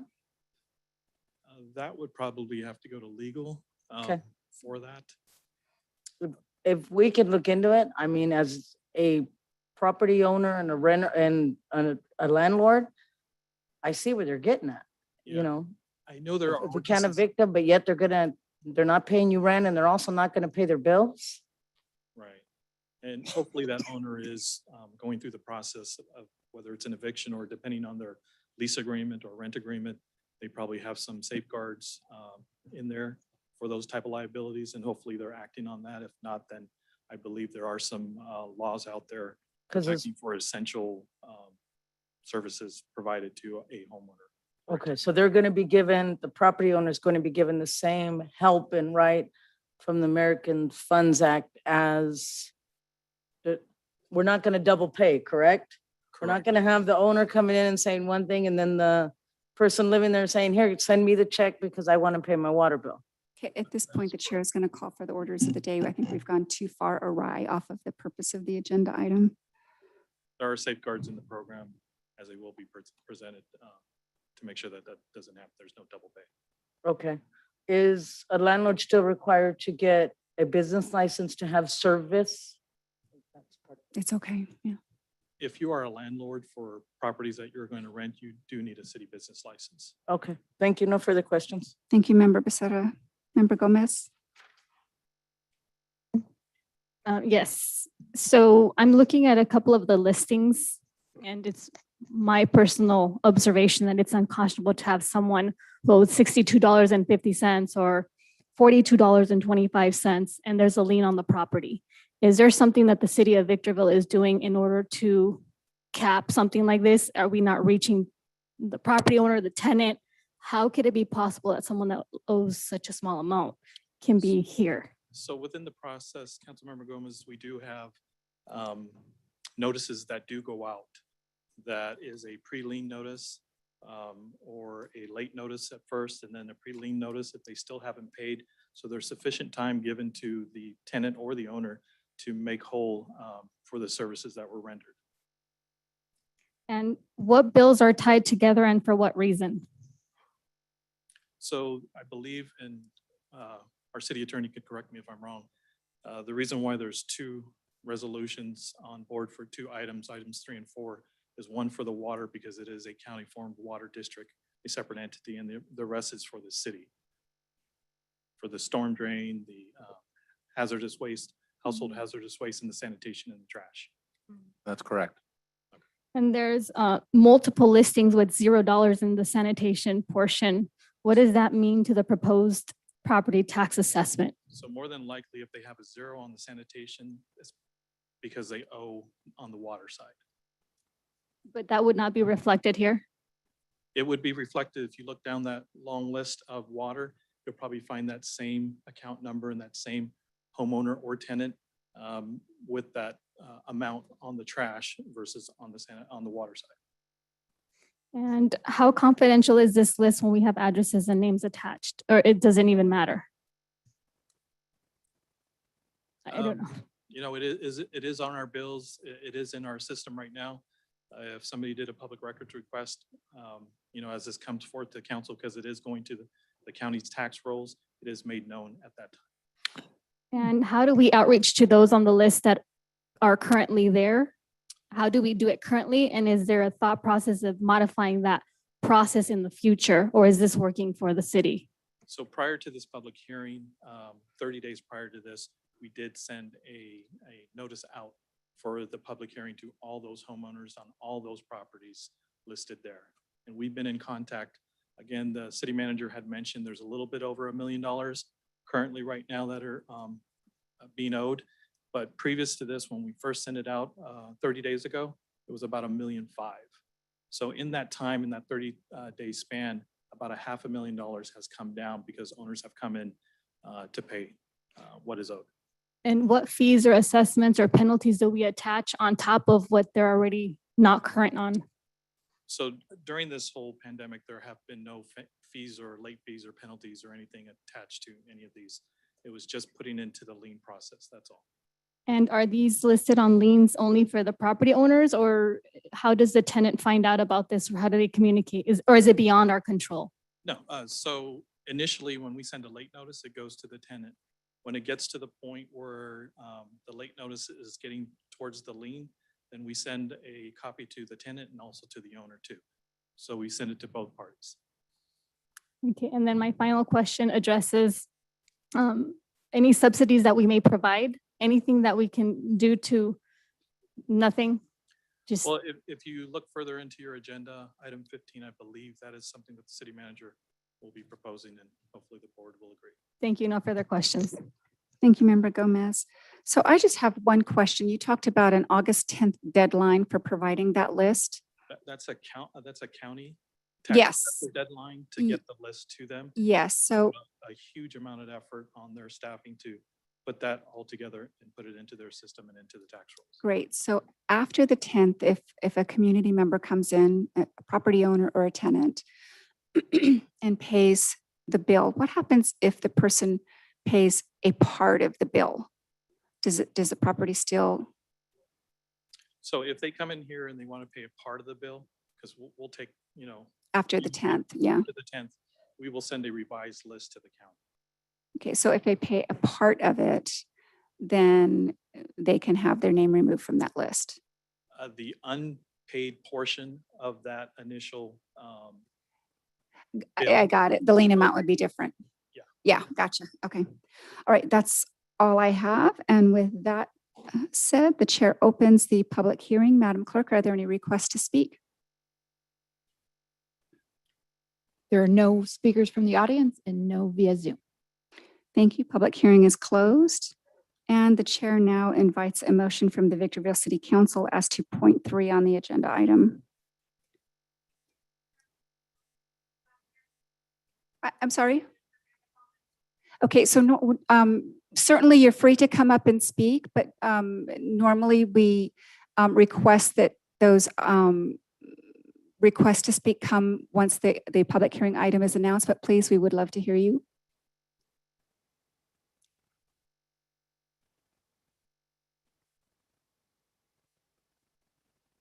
Welcome, sir. Thank you, and I'm sorry about that. I'm a No. short guy, and I was like, Oh, no worries. Anyway. We just have a speaker's card to fill out prior to the announcement of the item, but first time that I'm here. I'm a yes. resident of the Victorville City.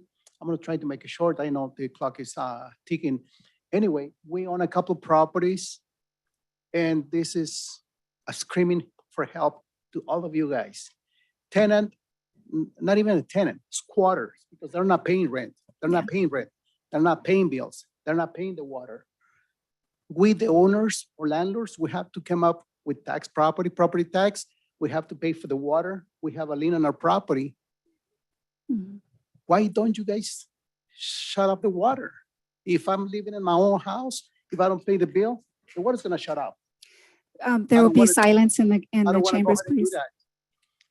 But my tenants, not my tenants, my squatters, I love my squatters. I have 3 of those. Not one of them has been affected by COVID-19. And 3 of those, they're not paying rent, they're not paying water. And yes, I have to pay for this lien because it's gonna be a lien against my property, and I'm gonna have to keep on paying my property taxes. What am I gonna do? I'm gonna go ahead and lose my properties. I'm gonna go ahead and let the bank foreclose on them. And yet, we're gonna have to pay the city for these increases on the water. But this is going just crazy. I need some help. And I believe that I'm speaking on behalf of a lot of citizens on this community. This is just going nuts. And excuse my language, but I'm in a situation that I can't handle it no more. The squatters are not paying the rent. They don't even need the help. They don't even need the help. They're not paying rent. They're just abusing the system. Who's gonna be paying for that? The owners. Please, please, everybody, look into this. This is not just me. It's a lot of people going through this situation. It's not a favor for these guys. They're just abusing the system. And yes, we have to pay for that. Thank you. Thank you, sir, and I appreciate you coming forward. I'm sure that every member of this council heard you loudly and clearly, and if it's of any help, I've been in your shoes. All right, and so just to make it very clear, I'm going to take a very quick moment to talk about silence when a member of the public is speaking. We want to make sure that that member feels welcome and safe in making comments. And so while certainly we can have, we might be in favor of the comments made or not, we want to make sure that that person has all the time and is comfortable in speaking for all the time that he's before the podium. I just, offer that to you so that we're very respectful of one another, because it's not always an easy thing for someone to come up to the podium and speak. All right, with that said, Madam Clerk, are there any further requests? No. Thank you. Public hearing is now closed. And the chair invites a motion once again from the Victorville City Council as to point 3 on item 3.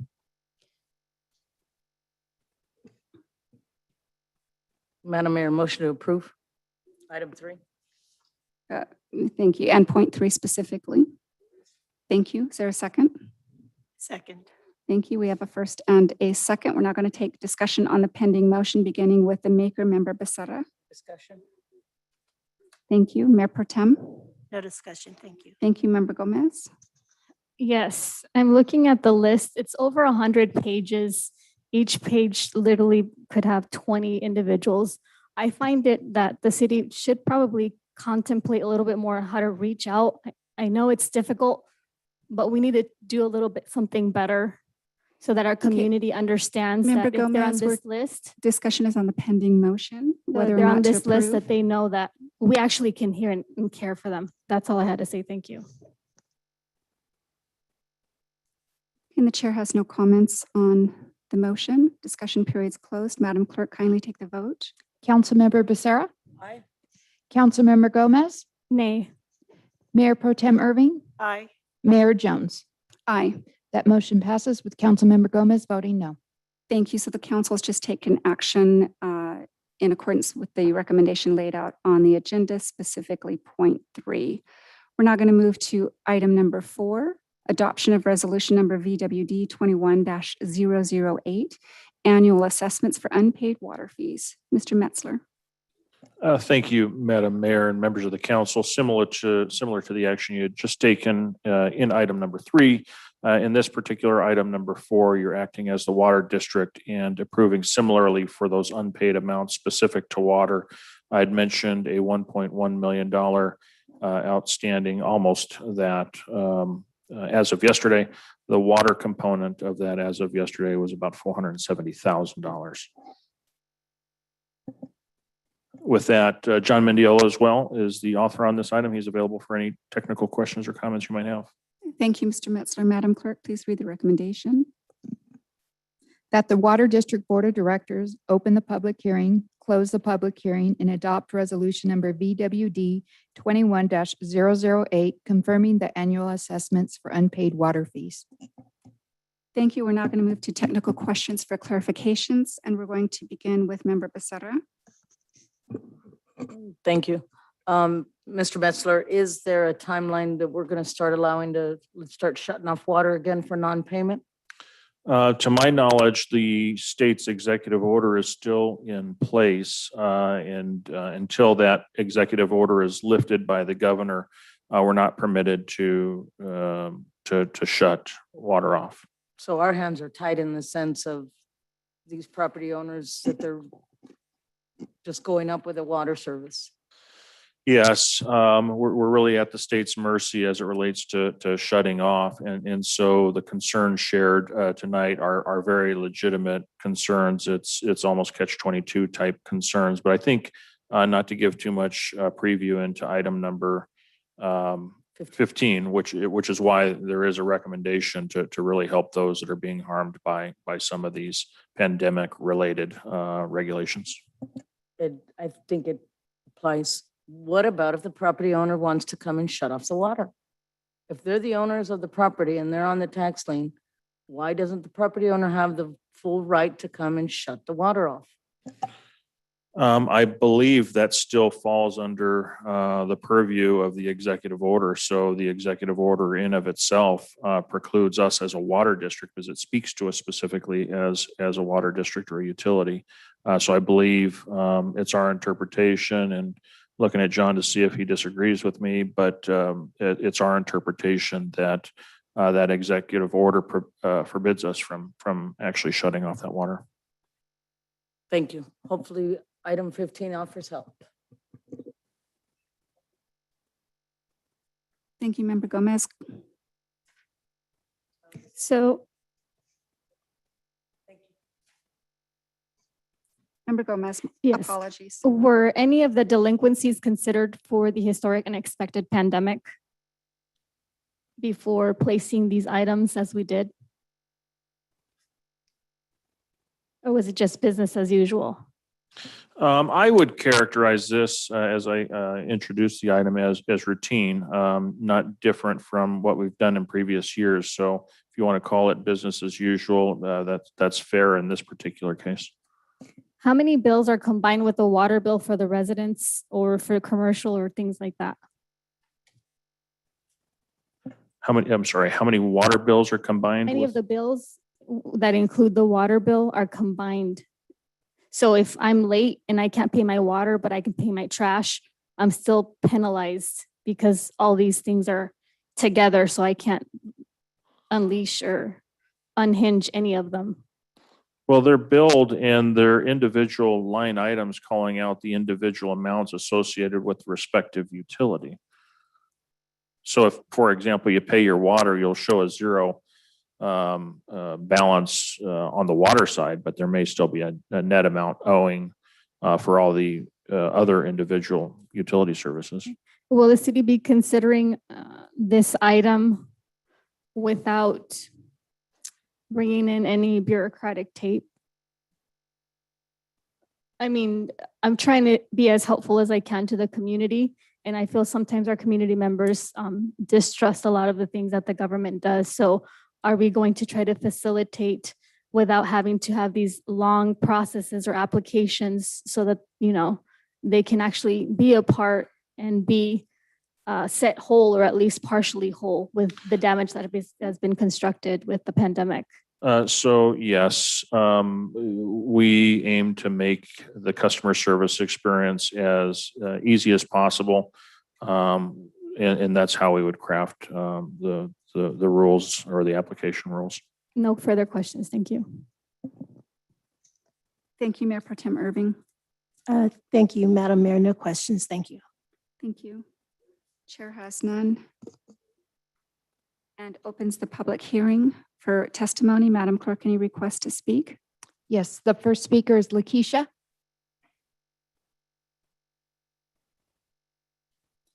Is this an audience member or?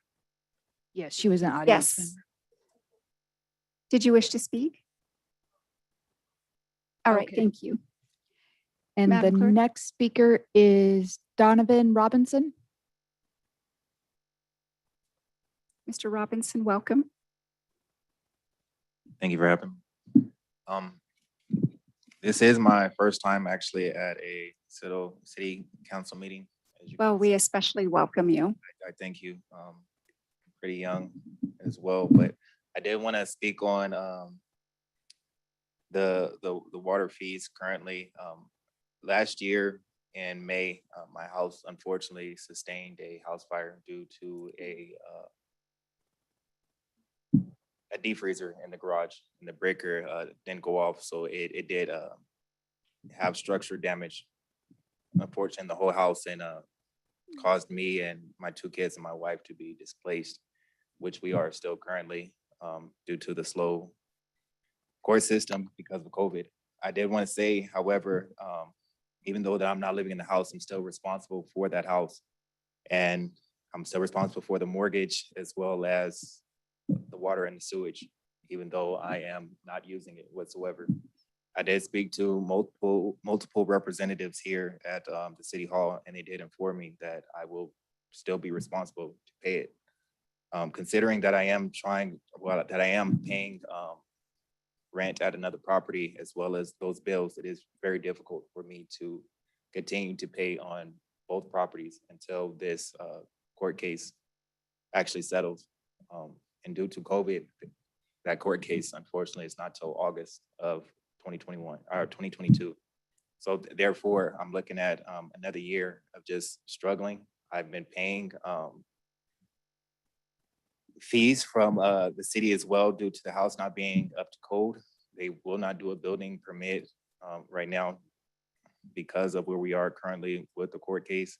But I'm just asking that you guys, just considering that many of us are struggling, you know, COVID is, I won't even say over, it's still around.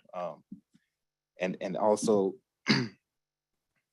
with these fees, and I do know within this next year that the water rates are going to rise as well. So it just puts a really big burden on many of the people in the city.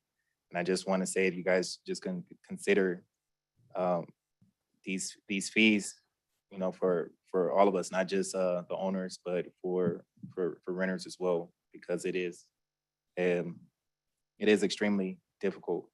I did want to say, when I was living in the house, my bills were actually lower than what they are now.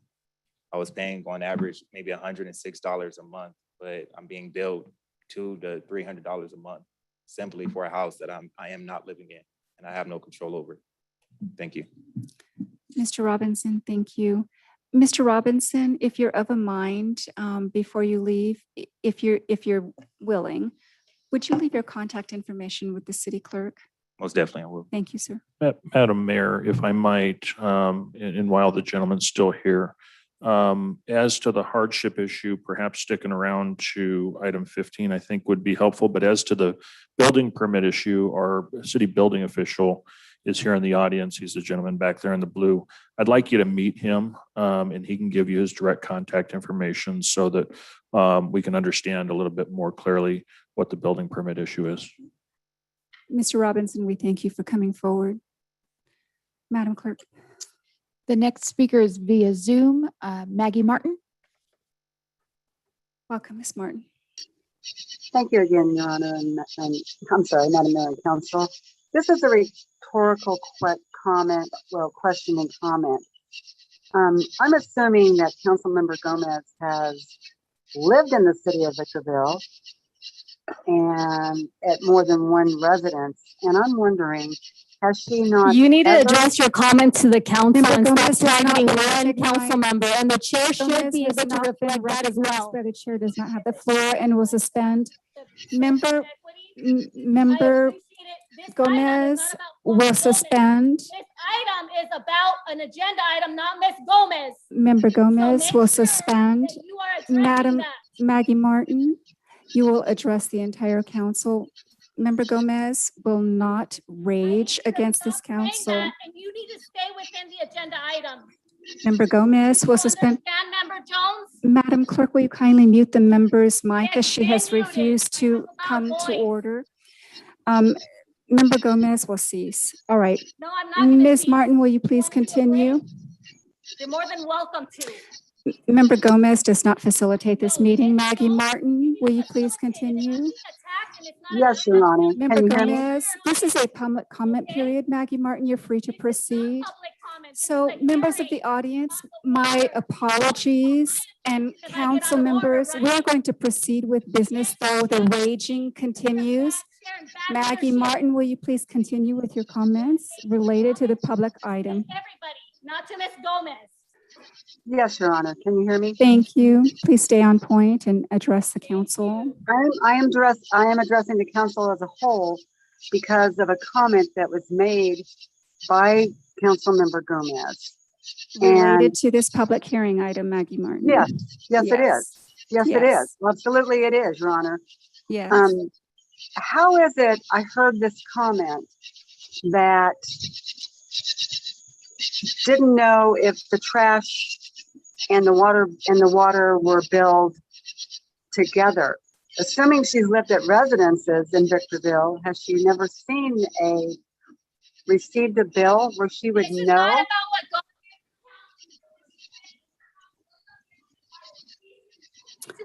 The member has not been recognized and will suspend.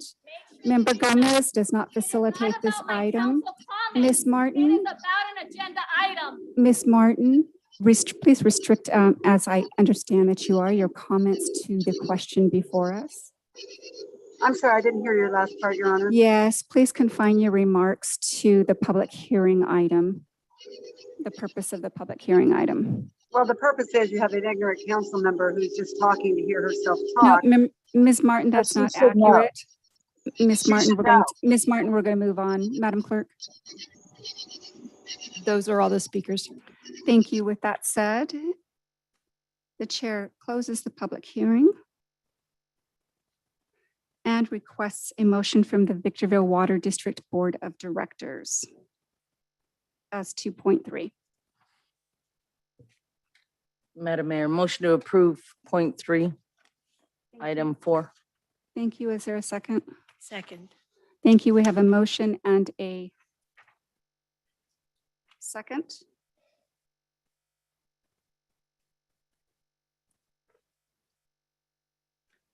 We're going to begin with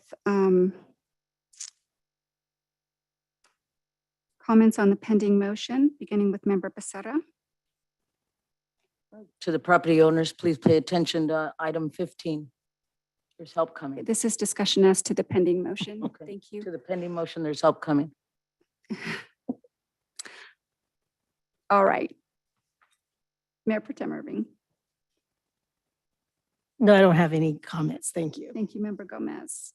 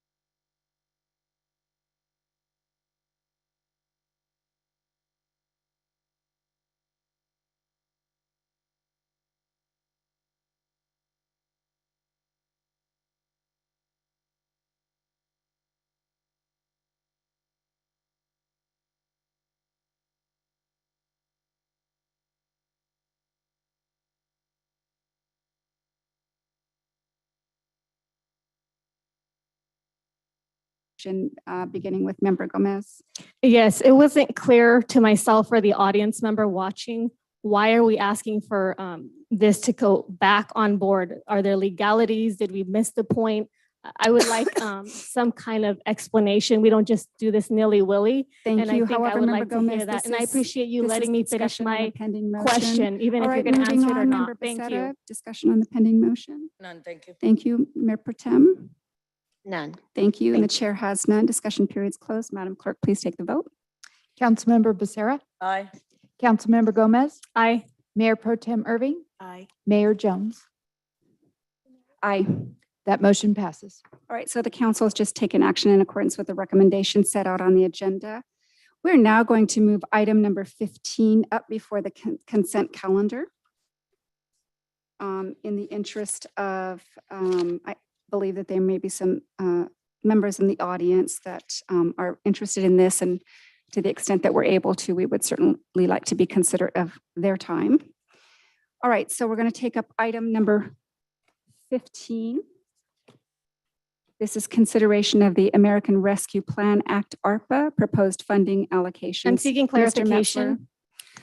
Metzler, does Member Gomez wish to be recognized? I want to be recognized for clarification's sake. Do you have a question? Are you going to recognize me or should I stop? I've asked you for a Okay, question. well, so- I didn't know if that meant recognize. So would you please repeat, what are we doing? Something about 15. So we're moving from what item to 15? Sure, we're going to hear item number 15 now in respect for our audience members. Right, Mr. Metzler, from what item to 15? we're hearing it now. Item number 15. From 11 to 15? No, from 15 to now. It's before the consent calendar. Thank you, Mr. Metzler. Thank you, Madam Mayor and members of the council. We do have a brief presentation, and that is why I've asked Mr. Tony Camargo, an analyst in the city manager's office, that you'll recall has been hugely instrumental in helping us develop and navigate all of the Measure P administration. Tony's been helping myself and the executive team at least address the council, as we had discussed with you at the budget time, where we would bring back both a revenue and expenditure plan. We, at the last meeting, brought revenue side of the ARPA allocation. And now in this particular case, giving the extensive amount of work and effort that's had to go into trying to understand all the regulations that go along with the ARPA plan, we at least have a general outline of the expenditure plan. But with that, what we thought was best for illustration purposes, not just for the council, but for the public, is have a brief presentation to talk about what the American Rescue Plan Act is, what it means for Victorville, and what we intend to use the program for to help mitigate some of the impacts of the coronavirus pandemic. So with that, Mr. Camargo is here to make a presentation. Thank you. And council members, you have a hard copy of the presentation in front of you. And as per usual, if you wish to take any notes so that you can be prepared to comment or ask questions after the presentation. Mr. Camargo, thank you. Thank you. Good evening, Madam Mayor and members of the council. In front of you tonight is a brief presentation on the American Rescue Plan Act funding allocations. As you are aware, ARPA is the American Rescue Plan Act and is a 1.9 trillion economic stimulus that was signed into law on March 11th, 2021. Victorville will be receiving $33.5 million, in which the first tranche was already received on June 11th of this year. The second tranche is expected 12 months from the first payment and is expected in June of 2022. The United States Treasury states that all funds must be obligated by December 31st of 2024, and all monies must be spent by 2026, as well as any completed projects by then too. As mentioned in the staff report, staff has identified 5 categories with examples that are all eligible uses, as outlined in the interim final rule by the Treasury Department. The amounts listed under each category is based off proposed projects with approximate cost. The first category is homeless and housing. The 2 examples listed here are the Wellness Center facility and outreach programs. Funds from ARPA can be used for the construction of the wellness center facility or improvements for the current interim shelter. The interim final rule states that mitigation and prevention efforts for COVID-19 include homeless shelters. The second example is for outreach programs, which would allow the city to expand services to support individuals experiencing homelessness, illness, or health issues, and assist with employment opportunities. The second category, and I think this is what most of the public and council is pushing forward, is the community improvements. So the first option that we have right here is your utility bill assistance program. This program will be allocated $2 million of ARPA funds. So staff has had direct communication with the public and customers who are behind on their utility bill and have provided comments on their needs of assistance. This program will be available online and in person in both English and Spanish. The landlord or tenant is able to fill out the application, and once submitted, staff will verify their eligibility. Staff will confirm the customer has an active service account with Victorville, and in fact, they do have arrears from the required time frame. If approved, the program will begin Friday, July 23rd, and will run for 1 month until August 23rd. Customers who have arrears will be sent a notice in the mail informing them of the program, along with the link as mentioned on the slide below. These letters will also be provided in English and in Spanish. The second example we have for the community improvements would be improve public facilities. These improvements would include new restrooms to improve community health and safety. Currently, there are 2 parks in the city of Victorville system that do not have restrooms. This includes Brentwood and Eagle Ranch Parks. Another example for a public facilities improvement would be HVAC. Investments in public facilities can be used to meet pandemic operational needs. And the last option you have on community improvements would be self-cleaning restrooms. Currently, the restrooms at Center Street and the Transportation Center are under renovation and would allow for the implementation of this self-cleaning technology. These restrooms allow for privacy and self-cleaning and disinfecting after a number of uses, increasing the cleanliness and reducing maintenance costs. And the estimated costs for one of these restrooms range from $200,000 to $300,000 each. The next category, the third category, is broadband. So one of the goals for broadband is to offer free Wi-Fi at parks and community centers throughout the city. Currently, there is no Wi-Fi at city parks, and only 2 of the 5 community centers have available Wi-Fi. This would require new infrastructure, but allows us to partner with local providers and possible school districts for free Wi-Fi for the community. An additional option would be have designated hotspots throughout the city to access a free public Wi-Fi network. The fourth category is community and small business recovery. On here, it's listed as hazard pay, but some may know it as premium pay. This is for eligible workers who perform essential work. These essential workers would fall under the grocery workers, restaurant workers, hotel employees, and emergency responders.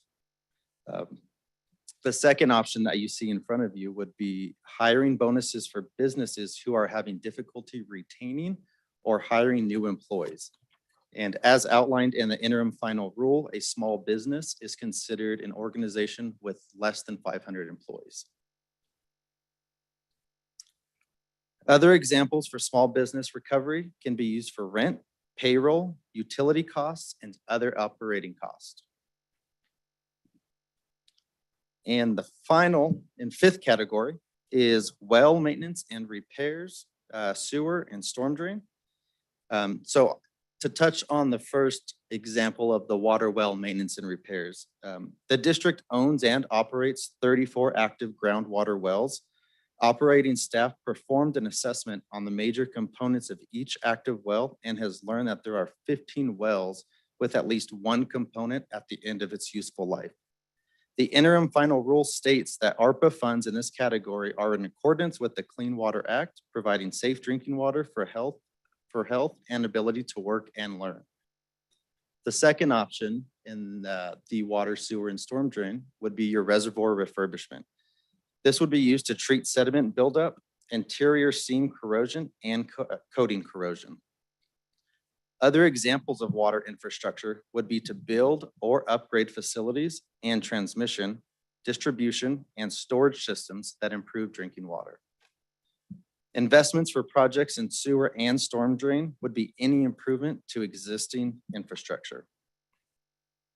This concludes my presentation. The Treasury does require the city to provide quarterly reports on any expenditures. So at which that time, once we submit those reports to the Treasury, you will then have those as well. Thank you, Mr. Camargo. Mr. Metzler, did you want to add anything before I call on council members? I think finally I would just add, first of all, thank you to Tony for making the presentation and the framework for which the presentation was given. The general categories that you see there largely are following the framework established in the guidelines from the ARPA Act itself. So with that, that's all staff has at this time. Thank you, Mr. Metzler. Madam Clerk, will you please read the recommendation? That the city council approve the ARPA allocation plan, adopt resolution number 21-072, amending the fiscal year 2021 through 22 budget for expenditures for ARPA allocation plan, authorize staff to proceed with the ARPA past due utility bill assistance program, and authorize the city manager to reallocate ARPA funds to categories for additional funding. Thank you, Madam Clerk. We're now going to get into technical questions for clarification. We're going to begin with Member Becerra. Thank you, Madam Mayor. Mr. Metzler, for the part of using utility help under community improvements, is there going to be some type of last chance, here's your last help?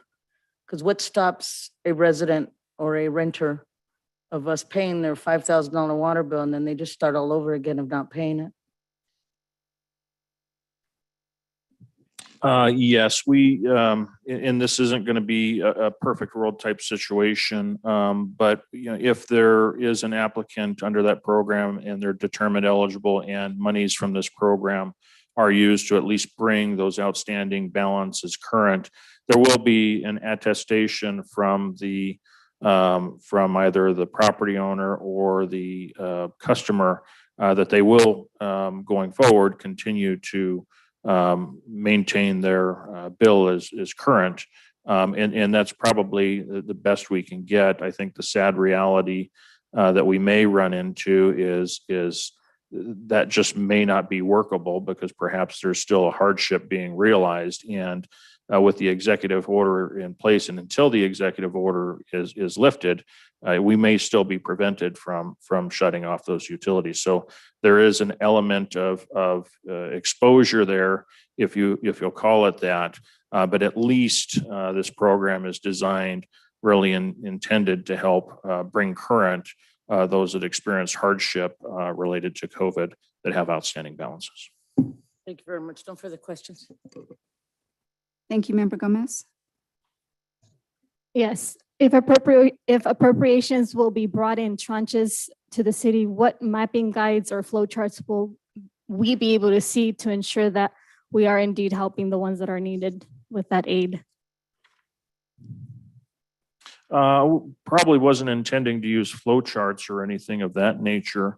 But certainly once we get further along in the process as it relates to rolling out the utility assistance program, we're actually looking forward to reporting back to you the results of that, because we actually believe it's going to be a heavily subscribed program. And if this item is approved tonight, we are prepared to go live with an online application system starting Friday, recognizing, of course, the lien subject matter that we talked earlier, and recognizing that we probably have through the end of August to make any alterations to that list that gets to the county. We're gonna have a pretty aggressive communication plan to get outreach in place so that property owners and residents are aware. We want them filling out the online application as soon as possible so we can start subscribing that money. And there was a presentation. Was it merely for suggestion, or what will the council be gathering from that? It seems like perhaps we have a lot of decisions to make with future appropriations, but we just had 5 categories and whatever sticks to the wall. I didn't hear any actual, we will do this, this, this. I just heard, well, these are our options. So I want to know the purpose of the presentation. Well, the purpose for the presentation was not to throw things and see if they stick at the wall, but instead was to first establish an appropriations for your budget so that we now have an appropriation, in fact, to match the revenue appropriations that we previously made. As to something specific, the only of those that are outlined that we're literally ready to move forward right now on is the utility assistance program. Everything else is in a general category state because it does require additional work by staff to develop those programs. A good example to illustrate that is the business assistance efforts. We would like to try to identify through conversations with our small business community, perhaps even the restaurant community, to figure out what really is needed, because unlike the utility assistance program, where it's in this case, we feel easier to target that money to the best application. We're not exactly sure in some of these other cases. So that's why we've had the rest of the presentation generally identifying allocations to those funds. And to the extent, for example, we find that perhaps one isn't needing as much money, or maybe it's not the best advice to move forward with one program. That's where the authorization is being given to myself to have some flexibility to move some of those monies around to put those monies in programs that truly need it. Okay, so I'm cautious with this because we are already appropriating with an approval of at least 3 people with the majority of the $33 million. And we only have one suggested, which is what you said, the utility bill. So I'm worried that we're not going to have a say on how this can go because we are already appropriating $33 million. Oh, will you correct me? Maybe I just read it wrong. And we're not appropriating the $33 million. We're only appropriating 1 month's worth of the allocation that has already been provided. And that's how we're going to keep developing transparency so that we keep seeing how the $33 million are going to be spent exactly, not just roughly on what we can do it. And so I'm just trying to seek that clarification. Thank you, Madam Mayor and members of the council. This is appropriating the entire $33 million. And to the extent we actually bring back particular programs, I'm sorry, let's say it differently. To the extent we're actually moving forward with more specific programs other than the utility assistance program, we will be bringing that back to the council. Okay, and how will the quarterly reports be brought to the public and council?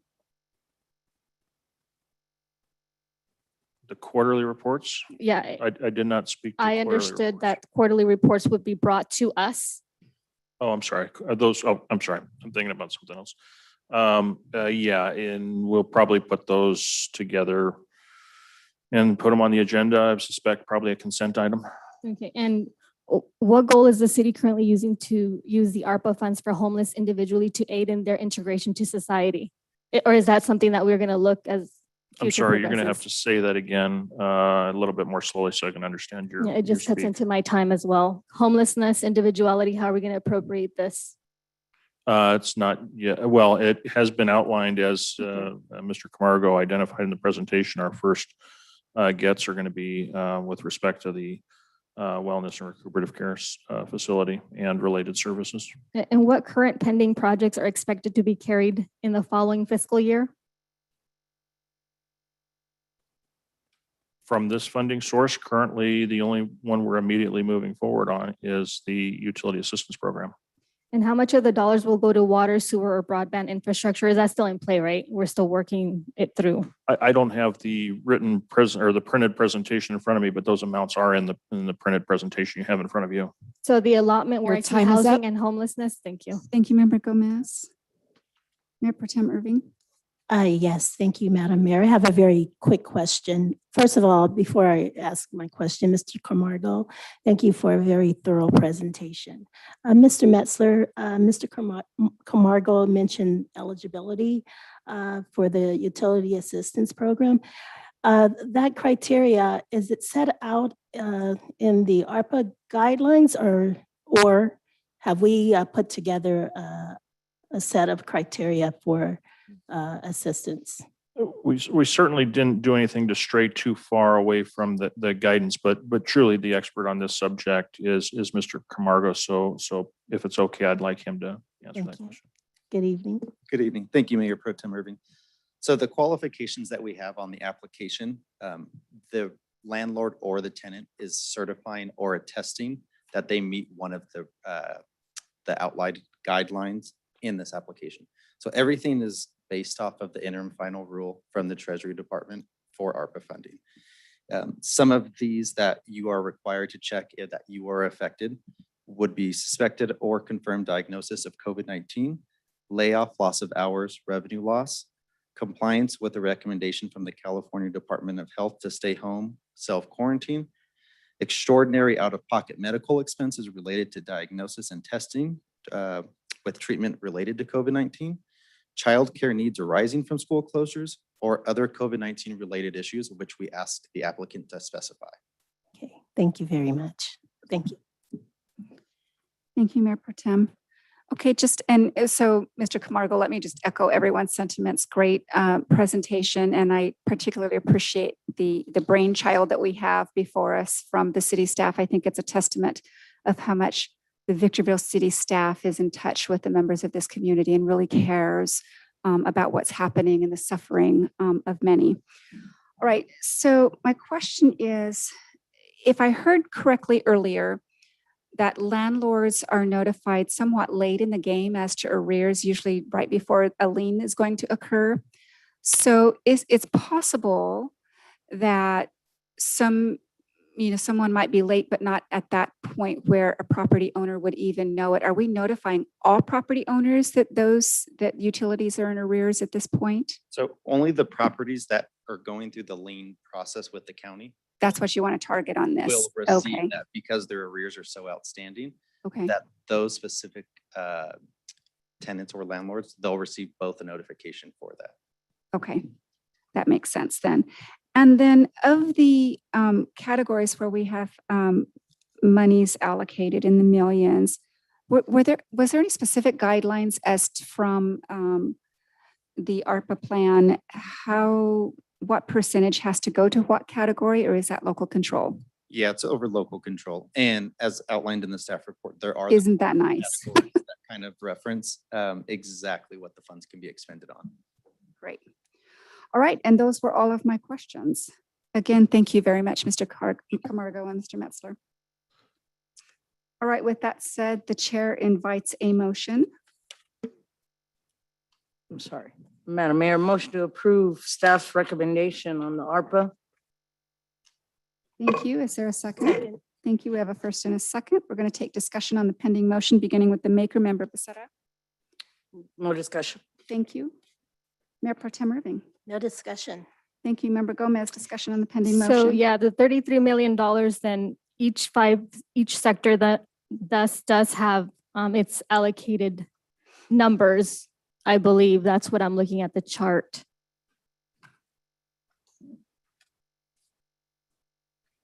Are those your comments? Yes. Thank you. All right, and the chair has none. Discussion periods closed. Madam Clerk, please take the vote. Councilmember Becerra, Aye.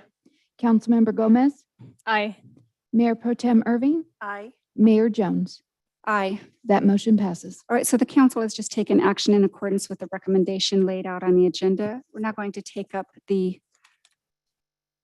consent calendar. And before we do, the chair is going to call for, I'm sorry, ma'am, we're not taking public comments at this point.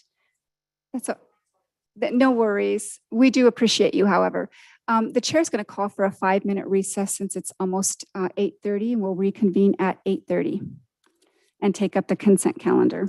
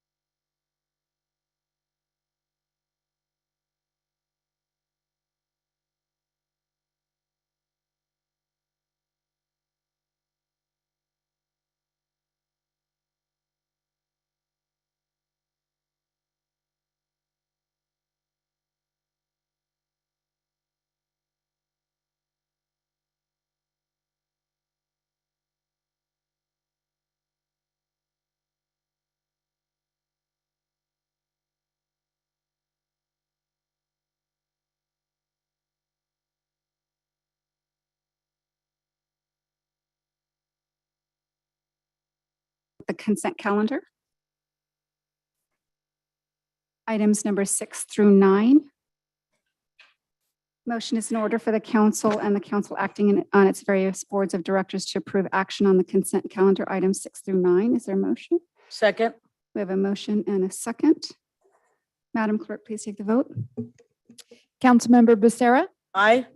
Councilmember Gomez, Mayor Pro Tem Irving, Aye. Mayor Jones. Thank you. So the items on the consent calendar have been approved as posted, as the recommendations are posted on the agenda. Moving on to item number 10. This is the purchase of Dell Computer Systems. Mr. Metzler. Yes, thank you, Madam Mayor and members of the council. This is a budgeted item that actually deals with the purchase of 100 desktop computers, much needed to try to bring our aging fleet of computers, you call them fleets, our aged computer system into a more modern time. The author on this item is Frank Rich, your interim IT director. He's available for any questions or comments you have. Thank you, Mr. Metzler. Madam Clerk, will you please read the recommendation? That the city council award the purchase totaling $97,483.52 to Dell Marketing LP to purchase 100 computer systems to replace aging equipment. Thank you, Madam Clerk. We're going to now move to technical questions for clarification purposes, beginning with Mayor Pro Tem Irving. I don't have any questions. Thank you. Thank you. Member Becerra. No questions. Thank you. Thank you. Member Gomez. Yes, I do have a couple of questions. What will happen to the old desktop computers? Thank you, Madam Mayor and members of the council. Is Frank, Frank, the question is, what will happen to the old computers that we're replacing?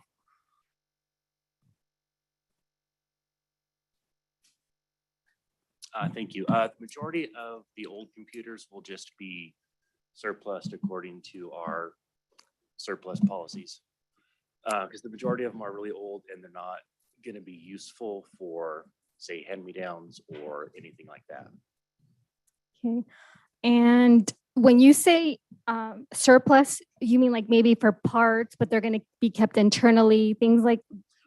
No, we dispose of them basically to a recycling center, and then they'll recycle whatever parts they can recycle. So there's no anticipation of actually selling them, providing to the Goodwill, any schools, none of that planification, just what you just said, my understanding? Yeah, that's correct. Most of them would not even be helpful to donate to the schools, honestly. Okay. And what types of issues have been documented that employees are facing while using them? One of the biggest issues that we have is just that the size of the storage in them is really small. So as we upgrade, they run out of space. And sometimes we'll spend hours trying to free up as much space as we can. And then as we upgrade our software, it just requires better resources. Okay. And why did the city of Victorville decide to give the taxpayer dollars to Dell Technologies versus maybe another company that is just as comparable with its infrastructure and systems? We've standardized on Dell systems basically since I've been here, which is about 16 years.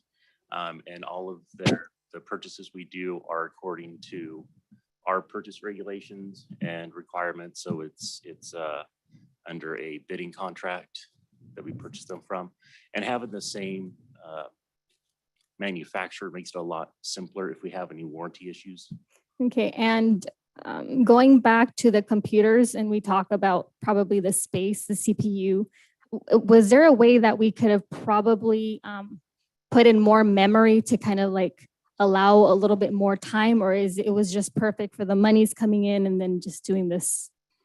A lot of the ones that replaced me were actually already done that. One year we did increase the memory on them, and then I think the next year we doubled the hard drive size on them as well. Okay, those are all my questions. Thank you. Thank you, Member Gomez. Just a quick question. So I'm presuming these computers have long since been fully depreciated. the assets, yeah. Yeah, I mean, the strategic plan Sure. says 3 years is replacement would be great, but 5 years is acceptable. And you'll see some of these are even 8 years old. Thank you. All right, so at this point, the mayor invites a motion. So moved by Councilwoman Gomez as stated in the recommendation by staff. Thank you. Is there a second? Second. Thank you. We have a first by Member Gomez, a second by Mayor Pro Tem Irving. We're going to undertake questions now on the pending motion, beginning with the maker, Member Gomez. No questions. Comments on the pending motion? No. Thank you. Mayor Pro Tem? No comments, thank you. Thank you. Member Becerra? No comment. Thank you. The chair has none. Discussion period's closed. Madam Clerk, please take the vote. Councilmember Becerra, Aye. Councilmember Gomez. Yes. Mayor Pro Tem Irving, Aye. Mayor Jones. Aye. That motion passes. Thank you. So we've just taken action in accordance with the recommendation posted on the agenda. Moving on to item number 11, purchase of loader and tractor with mower attachment. Mr. Metzler, will you introduce the item? Thank you, Madam Mayor and members of the council. Yes, this item is brought to you by your airport director, Mr. Eric Ray, and carries a recommendation that is helping attend to our aged and aging equipment out at the airport. In particular, in this case, it is purchasing a loader that has become non-compliant, then also another piece of equipment that has a mower attached to it, which is a pretty important responsibility on the airfield side to reduce risk to the airfield. So with that, Mr. Eric Ray is online and he's available for any technical questions or comments you might have. Thank you. Madam Clerk, will you please read the recommendation? That the Southern California Logistics Airport Authority Board of Directors approve the purchase of a John Deere 210L tractor loader and a John Deere 5100M utility tractor with an Alamo 15-foot Falcon flex wing mower attachment in the amount of $237,692.54. Thank you. Now going to move on to technical questions for clarification, beginning with Member Gomez. Yes. How often is this apparatus used and what is its purpose?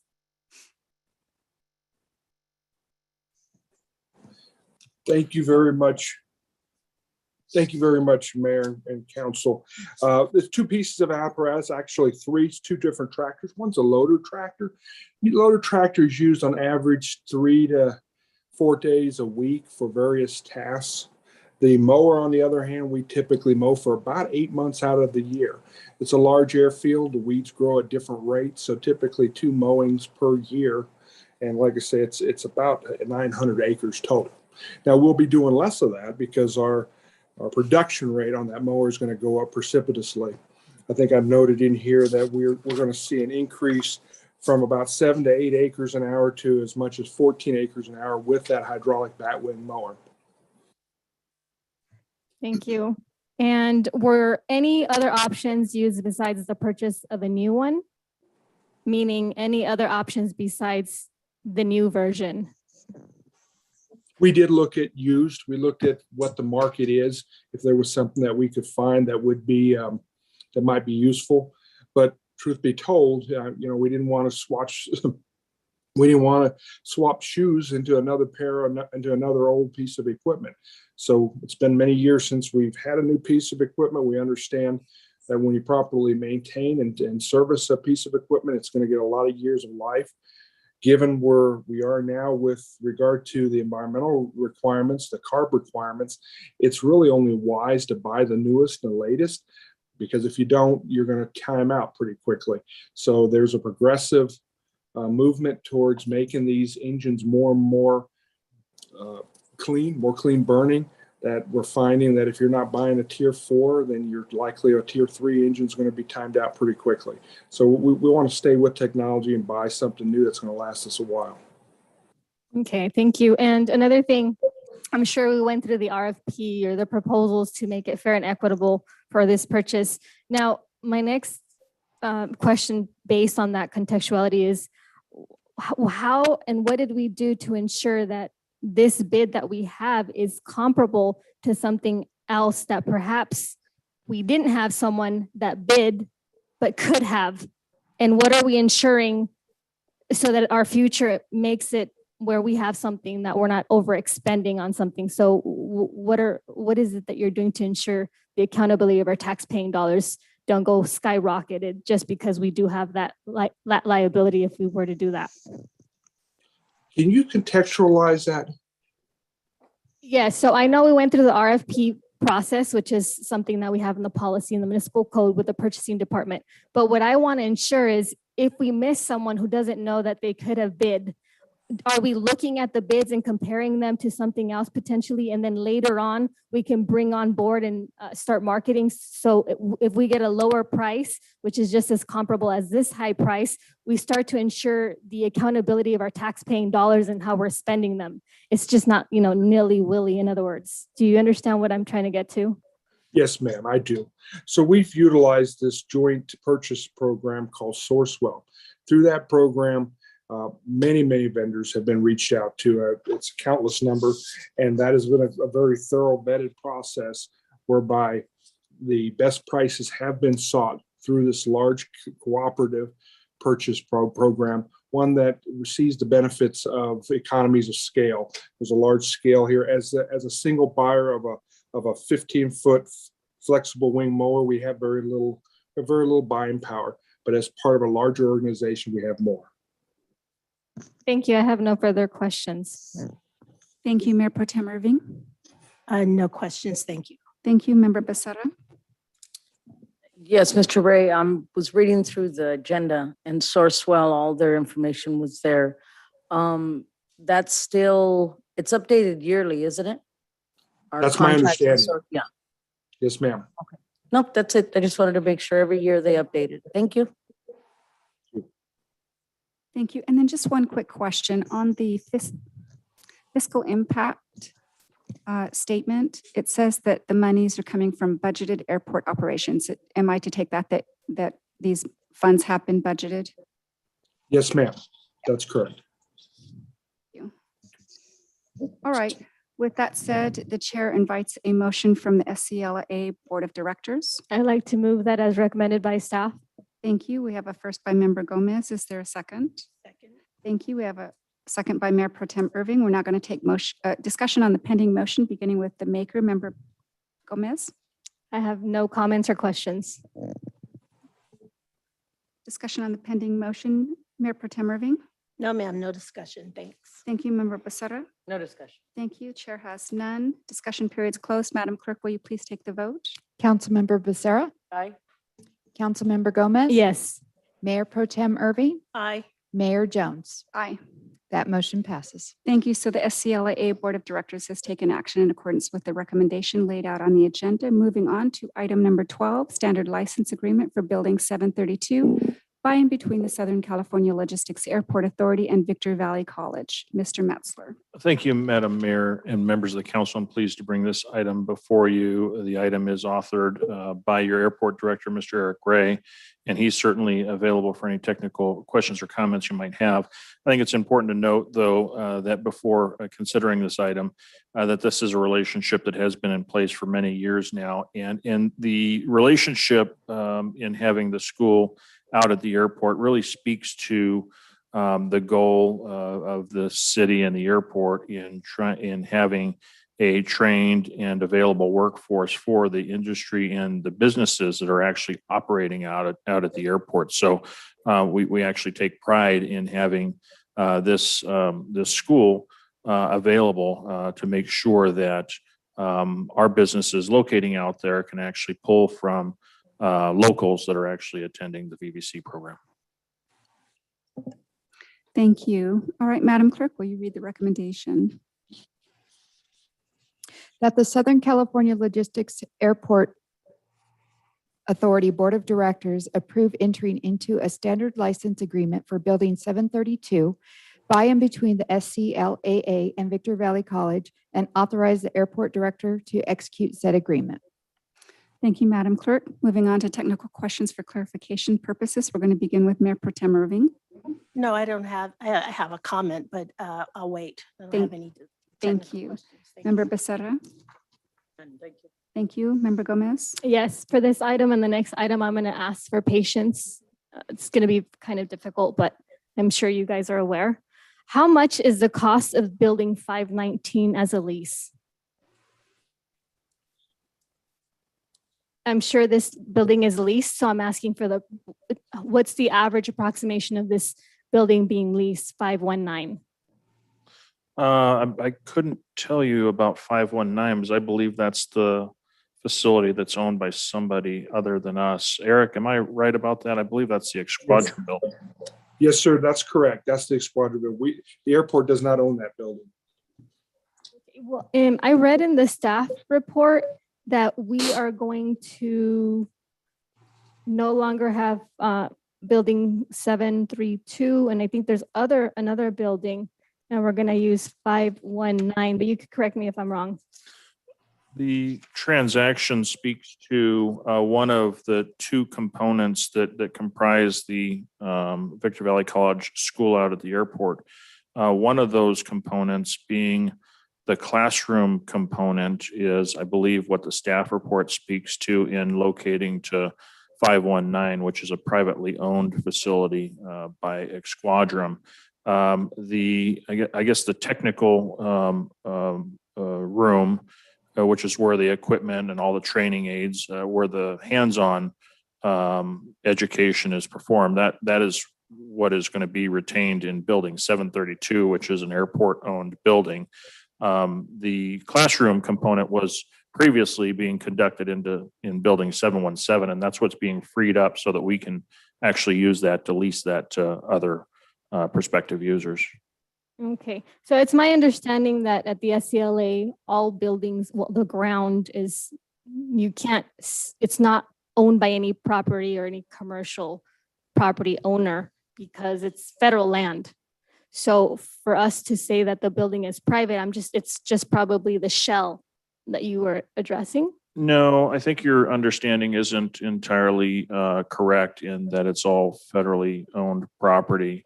There's a myriad of ownerships out at the airport, some of which is owned by the airport authority, some which is owned by private company. When the original disposition of the George Air Force Base occurred, and the record of decision was made, there was a determination that of the 5,000 acres that was the former George Air Force Base, about 2,000, maybe 2,500 acres had to remain in public ownership to benefit the aviation. The aviation sector has to benefit aerospace. So that is the acreage that's owned, if not by the military, by the Air Force, it's then owned by the airport authority. Everything outside of that envelope is available for private sale. Okay, so then my interpretation of this document basically said that we're going to move EVC's classroom or whatever we're going to move to 519. And you said that's incorrect, is that right?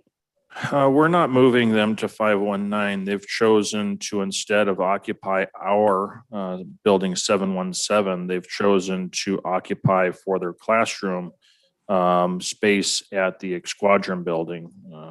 Which is building Which is building 519. 519. Yeah, okay, that's what my initial question was. So that building 519 is not leased because it's private property, so we don't get anything from building 519. Correct. Building 519 was ultimately sold from the airport authority to private ownership. Oh, okay. So let me look.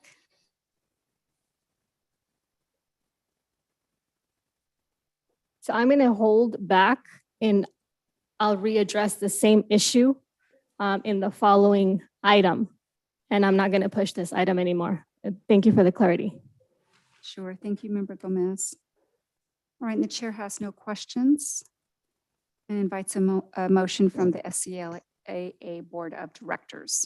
Madam Mayor, motion to approve recommendation. You want me to read it? Adopt that? Yeah. No, not needed. Is there a second? Second. Thank you. We have a first and a second. Going to take discussion on the pending motion, beginning with the maker, Member Becerra. No discussion? Thank you, Mayor Pro Tem Irving. Yes, I just have a quick comment. I celebrate this longstanding relationship between the airport and the college, and the program where you outreach to the high school students. It shows a strong commitment, a willingness to commit and invest in our youth and our community as a whole. So I really feel good about this item. Thank you. Thank you, Mayor Pro Tem, and the chair certainly echoes those sentiments. Victory Valley College and Ex-Quadrum have done a tremendous job partnering together for the future benefit of not only students, but our future workforce and certainly our city. All right, with that said, Member Gomez, my apologies. Did I mistakenly skip you? So I will go ahead and provide a comment now. My apologies. This is equivalent to the city's taxes as being provided as our own personal piggyback through VBC negotiations of the building being gifted to a friend of the manager to benefit from tax-paying dollars, just like the contract with the golf course with your old boss, Mr. Metzler. Thank you. So I think that was off point, but since we're done. All right. Discussion period's now closed. Madam Clerk, please take the vote. Councilmember Becerra. Aye. Councilmember Gomez. Nay. Mayor Pro Tem Irving. Aye. Mayor Jones. Aye. That motion passes with Councilmember Gomez voting no. Sure. So the SCLAA Board of Directors has taken action in accordance with the recommendation laid out on the agenda, and move to item number 13. This is the approval for 3 grant of easements at the Southern California Logistics Airport. Mr. Metzler, will you tee up the item? Thank you, Madam Mayor and members of the council.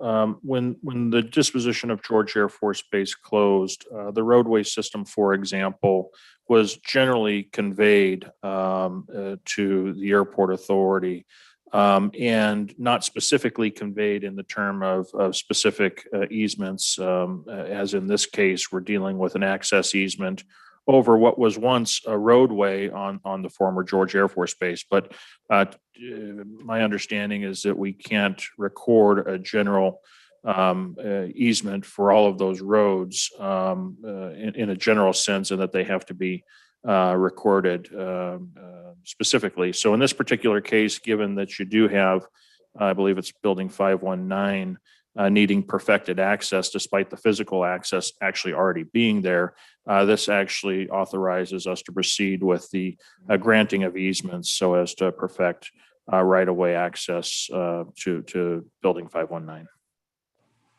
Thank you, Mr. Metzler. Madam Clerk?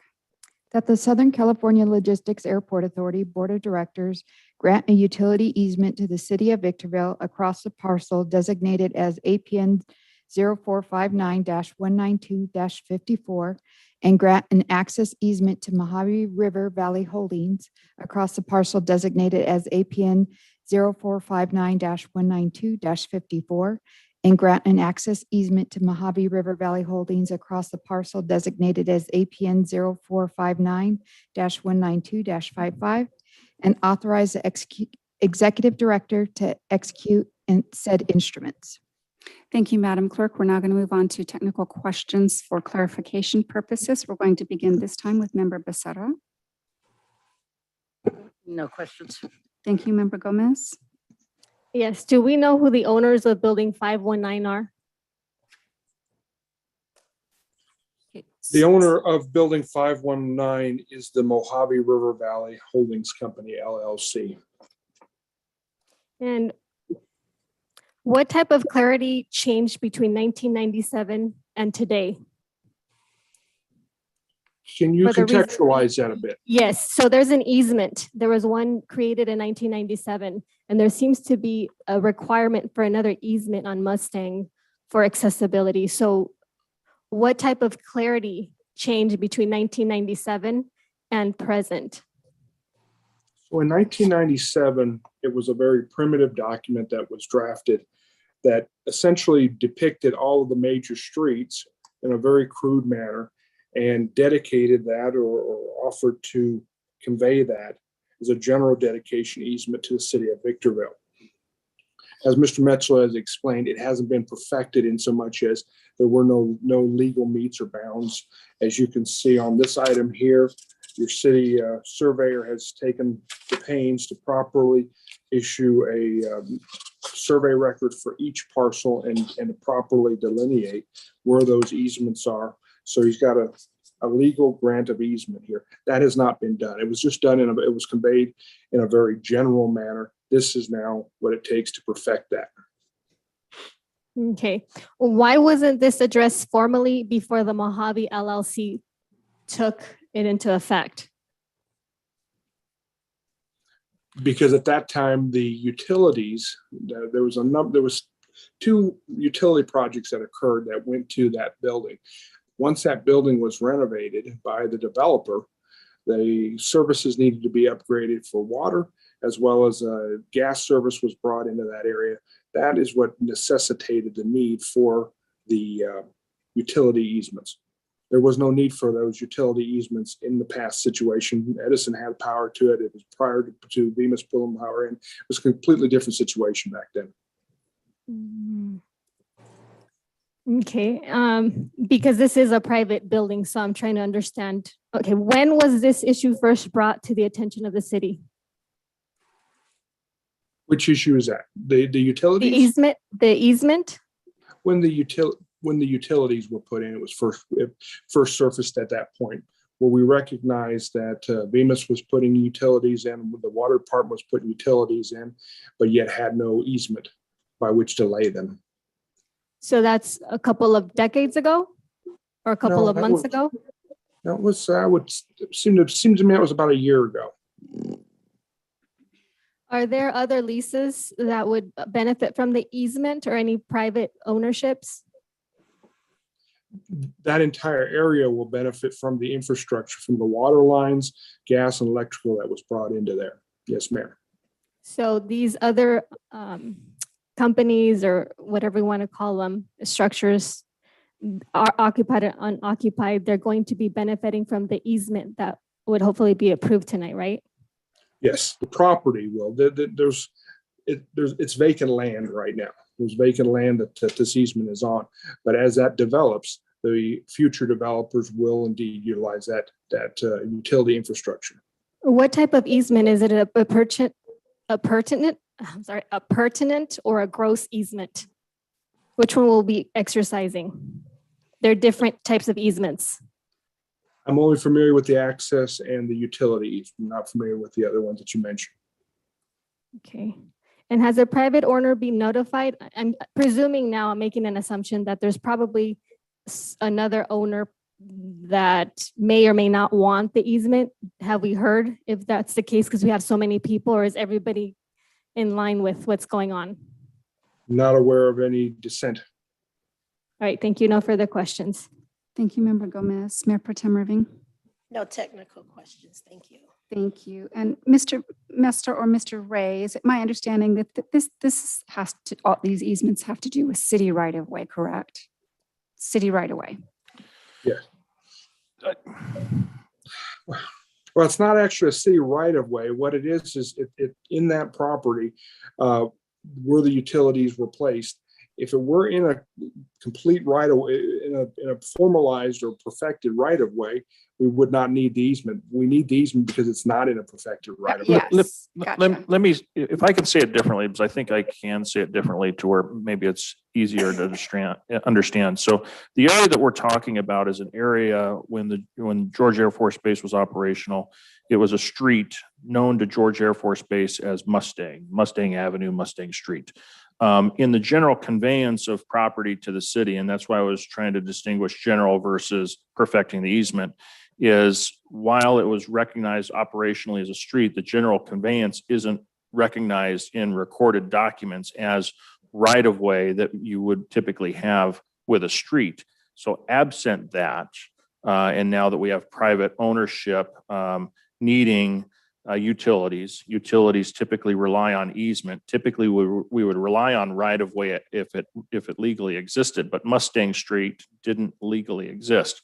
So we effectively have to create the utility easements. And in the case of providing access that somebody would get if it were a street, since it's not a street, we're perfecting the access right with an easement so that the business owner can drive through that piece of property so they can get to Phantom Drive. Got it. And it's also tidying up our documentation clearly. All right, thank you.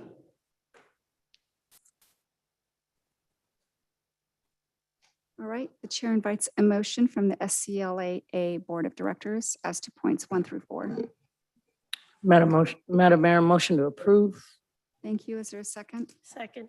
Thank you. We have a first and a second. We're going to take discussion on the pending motion, beginning with Member Becerra. No discussion. Thank you. Discussion on the pending motion, Mayor Pro Tem Irving. No discussion. Thank you, Member Gomez. Yes. As to the pending motion. Yes, these easements are intended to benefit a particular person, which could be individual or a company, Gomez, this is squandering related public funds. There is a gifting we're of moving funds on. through Member Gomez will bring EDC herself to being order. exported to the friends Related of to the the city pending- manager to Madam benefit Clerk, will from you kindly tax mute the dollars. members' That's phones why you don't want me to speak, and take the because vote, you could please. just let me finish saying my comment. Madam Clerk, please take the vote. Councilmember Becerra, Aye. This is corrupt. Councilmember Gomez, Go fair. Mayor Pro Tem Irving, Aye. Mayor Jones. Aye. Motion So, passes. yes, the SCLAA Board of Directors has taken action in accordance with the recommendation. Moving on to item 14, Consultant Professional Services Provider Agreement with FINA LLC. We know this. Mr. Metzler, will you kindly tee up the item? We're going to continue despite the ragings of Member Gomez. Mr. Metzler? Next time, let me finish my comments. Thank you, Madam Mayor and members of the council. The next item is dealing with a professional services agreement, bringing on geotechnical services that are required on an as-needed basis. There are some specific projects that are in mind that are likely to rely on this contract, which is outlined in the staff report. So this item is brought forward by our city engineer, Mr. Brian Gangler, and he's available for any technical questions or comments you might have. Thank you, Mr. Metzler. All right, Madam Clerk, will you kindly read the recommendation? That the city council approve a consultant professional services provider agreement with FINA LLC in an amount not to exceed of $200,000 for an on-call geotechnical field and the associated laboratory testing services for various water and sewer capital improvement program projects to include sewer capacity C1, turnout 5 metering stations, and SCLA flight line, but not limited to. Thank you, Madam Clerk. We're now going to undertake technical questions for clarification purposes. We're going to begin with Member Gomez. Yeah, would you clarify what number we're on? Well, certainly, we are on item number 14. Thank you.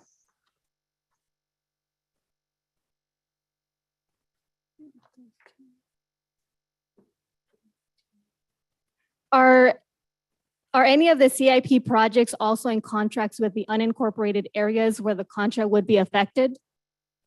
I'm sorry. I got it. Please proceed, Member Gomez. Okay, I'll repeat it. Are any of the CIP projects also in contract with unincorporated areas where this contract would be affected?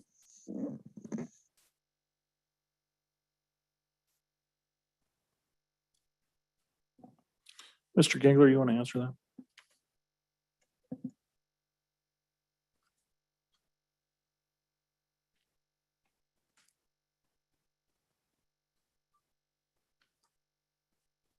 No, none of these projects are in an unincorporated area. They're all, excuse me, all within the city limits. Thank you. And in order not to provide the city with a blank check like we did for the 26,000 lunches, is there an estimated approximate or actual cost that we can work with that has probably been in the reporting? I think you put a figure of 200,000, but I needed to ask that question. Well, the geotechnical services are based on a time and materials basis, and there is a schedule of costs for all the testing and the services provided. And so each project has a budget, and then the expenses will be charged to the budget for a particular project. So does that mean that in this report, there is a figure that's closed, right? I think I saw it. Can you confirm with me? Well, typically the geotechnical services are a very small percentage of the total project budget. Typically they don't exceed, I'll say, 2% of the project budget. Is that language embedded in this reporting? No, it's not. Oh, okay. I thought I overlooked it. Who came up with the dollar amount of the not to exceed clause to protect from over expenses and a brief formula or process that was incorporated? My staff did, and I reviewed it, and I agreed with the estimate. Okay, so there was a formula, you're saying? No, there wasn't a formula. Okay. It was based on past experience and the services required for each project.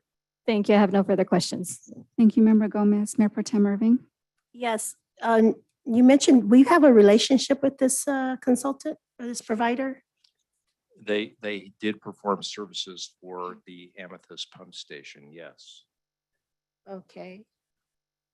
All right, I don't have any other questions. Thank you. Thank you, Mayor Pro Tem. Member Becerra? No questions. Thank you. And so I should have done this before I went on with questions, but to make sure that the record is clear, because a statement was made about lunches that have nothing to do with this item. But Mr. Metzler, did we ever offer blank checks for 26,000 lunches? Not that I'm aware of. It's not blank checks. All right. We can produce that public ends records. the Member Gomez has not been recognized and will suspend and bring herself to order. The chair is going to invite a motion from the Victorville City Council. I'd like to bring that motion to the floor by the recommendation that staff has provided on the. So the motion is, reportage. so the item is already on the floor. Yes, Are I'd you like moving to- staff's recommendation? Yes. Yes, thank you. Is there a second? Second. Thank you. We have a first and a second. We're going to take discussion on the pending motion, beginning with the maker, Member Gomez. No, thank you. Thank you. Mayor Pro Tem Irving. Member Becerra. No discussion. Thank you. Chair has none. Discussion period is closed. Madam Clerk, please take the vote. Councilmember Becerra, Aye. Councilmember Gomez, Aye. Mayor Pro Tem Irving, Aye. Mayor Jones. Aye. That motion passes. Thank you. So the Victorville City Council has taken action in accordance with the recommendation laid out on the agenda. We've already taken up item number 15 earlier, so we're going to move on to item number 16. This is the recommendation for appointment to the Victorville Planning Commission. So, Mr. Metzler, I'm going to ask you to introduce this item as to the background, et cetera, and then I'll take it from there. I'll further introduce it. Yes, thank you, Madam Mayor and members of the council.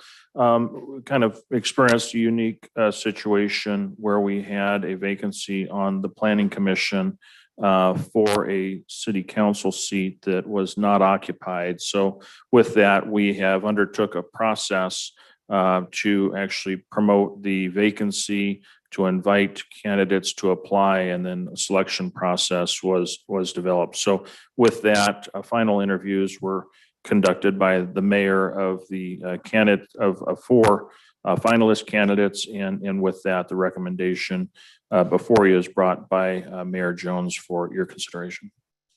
Yes, thank you. So in my introduction of the item, first of all, I wanted to let council know, much as I did the last time this item was before us, to give you a little bit of a background as to the process that I undertook to make sure that my nomination was highly qualified for the position. So first and foremost, it's my privilege to present to the council my nominee for Planning Commissioner, Mr. Lionel Dew. If you would kindly stand so we all already know you, having already served on the Planning Commission, but welcome to our meeting. And so just talking a little bit about the selection process, much as I did before, certainly I wanted to bring someone to the council that's highly qualified, who'll be able to begin the work of the commission immediately with little to no learning curve, as there's much work to accomplish on the commission in the next year and 4 months. Candidates were evaluated in 3 primary areas: competence, character, and commitment to the betterment of our community. Regarding competence, I focused on business savvy, leadership skills, the ability to team effectively with current commissioners and city staff, and specialized skills or knowledge commensurate to the demands of the position. The interview process was uniform, rigorous, fair, and impartial. No preference was given to any candidate for any reason. Letters of interest and resumes were viewed as integral components of the interview. And so I wish to now go ahead and proceed by presenting to you formally my nomination for the Planning Commission. So as I said, I was particularly interested in nominating an individual with specialized knowledge and relevant experience that will translate well to the work of the commission and complement the talent that already exists there. This is a 1-year, 4-month seat, and in my view, it is imperative that the person appointed be ready to hit the ground running with zero learning curve. Now, Mr. Dew is an experienced executive and an Air Force veteran with decades of service on various boards, commissions, and committees, including our very own Planning Commission. By having already served admirably on the Victorville Planning Commission for 4 years until January 2019, he possesses both the skill set and the qualities demanded by California Government Code 65103 for an effective planning commissioner. Not only does he have the technical know-how for this position, but he also has a solid understanding of the work that lies ahead. Will he partner well with our current planning commission? Yes, he will. He is highly competent, has superb character, and is committed to bettering Victorville. So here's what I especially love about Mr. Dew. He always has a true life story to tell that inspires, equips, and encourages the listener to improve in one way or another. Mr. Dew is as much about the quality of life within as he is about the quality of life in Victorville. He loves our city. Both he and his wonderful wife, Barbara Dew, have been residents in Victorville for more than 30 years. Everyone knows them to be powerhouse contributors to our community. I am confident they have touched the lives of many with their love for neighbors, their strong work ethic, and their generosity of spirit. Mr. Dew will bring all of that and more to the Planning Commission.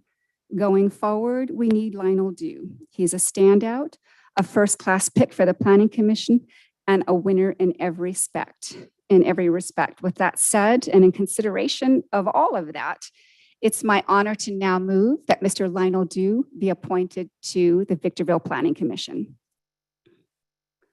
You need a second? Yes. I'll second that motion. Thank you. And so as I did before, if we've gone through this process, I think I've explained in the past already the basics of the interview process, but I certainly am happy to entertain any questions to me about Mr. Dew in general that will help you understand his qualifications more directly. Member Becerra. No questions for him? Thank you, Member Gomez. For me. Yes. Who were the other qualified candidates? I didn't see them in the list. Because we never do that, we only bring the nominations forward. Were any of them also running for office like Marsh and Dew against your seat? I don't know. I don't even consider things like that. Okay. And thank you for responding. But Mr. Marsh was before us, so. Okay. And would you be considering, if his nomination didn't pass, a third person? And how many times can you bring someone? Sure. Well, I have contemplated that because I was very concerned as to the rationale for why Mr. Marsh wasn't selected, but certainly I honor the will of the council. So if this appointment isn't made this evening, the chair is going to direct the city manager to fly the position again for a new round of applicants, not considering prior applicants. Let me reframe. I think I understood it correctly. So if something were to happen today, I'm not sure, you would have it reflown, which means that Marsh wouldn't qualify and anybody else who ran wouldn't qualify anymore? Correct. I would not reconsider those applications. If they applied again, they wouldn't be considered. Is there a rationale for that?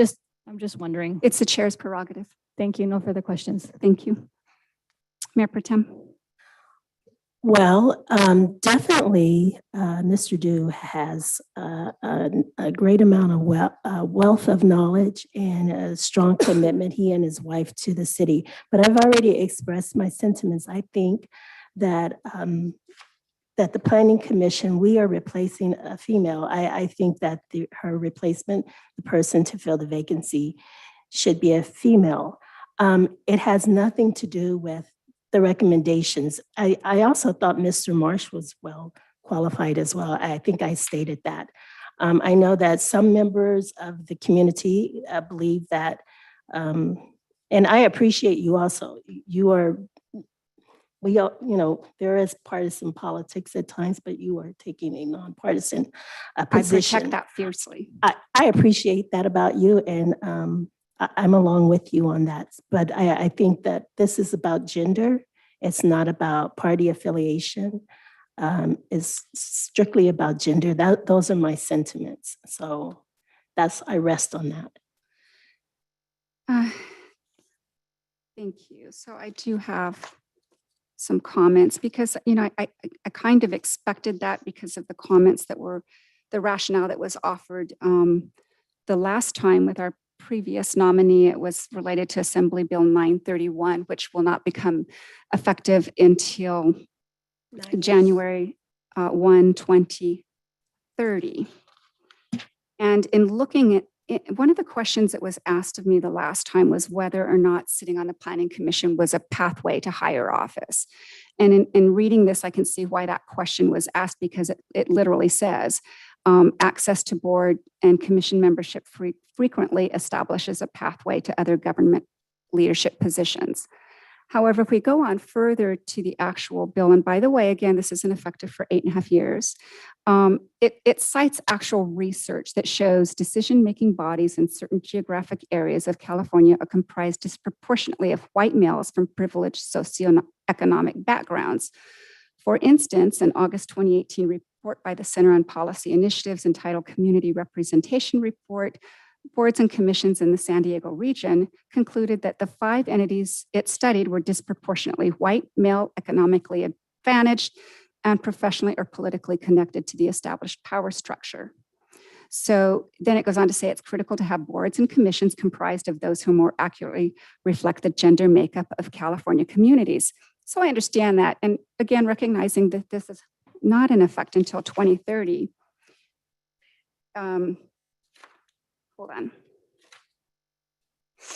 on. First and foremost, the pathway is not required here because, first and foremost, serving on the Planning Commission has not traditionally been of help to anyone seeking election to the Victorville City Council. Secondly, in the last election, the last 2 elections, this city, the electorate voted only women to fill the vacant seats. So in 2018, there were 2 seats open. The electorate chose 2 females to fill those open seats. In 2020, 3 seats open. Our electorate chose to vote for 3 females. We do not have in this city at this present time an issue with gender. And with due respect, and I appreciate all the research and the beliefs of my colleague and don't wish to disrespect her in any way.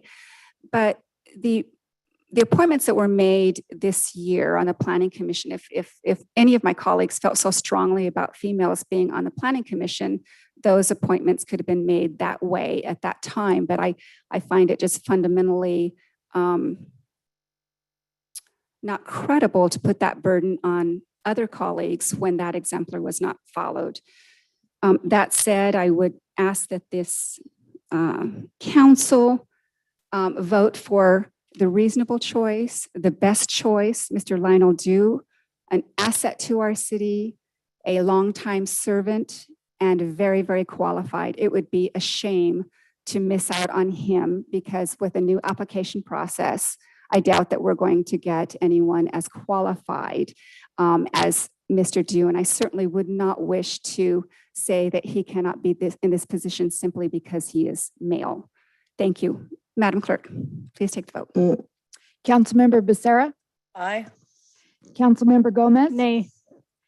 Mayor Pro Tem Irving. No. Mayor Jones. Aye. That motion fails. Thank you. So the motion fails, and the city manager is directed to fly this position again. And prior applicants will not be considered. All right, we're now going to move on to item number 17.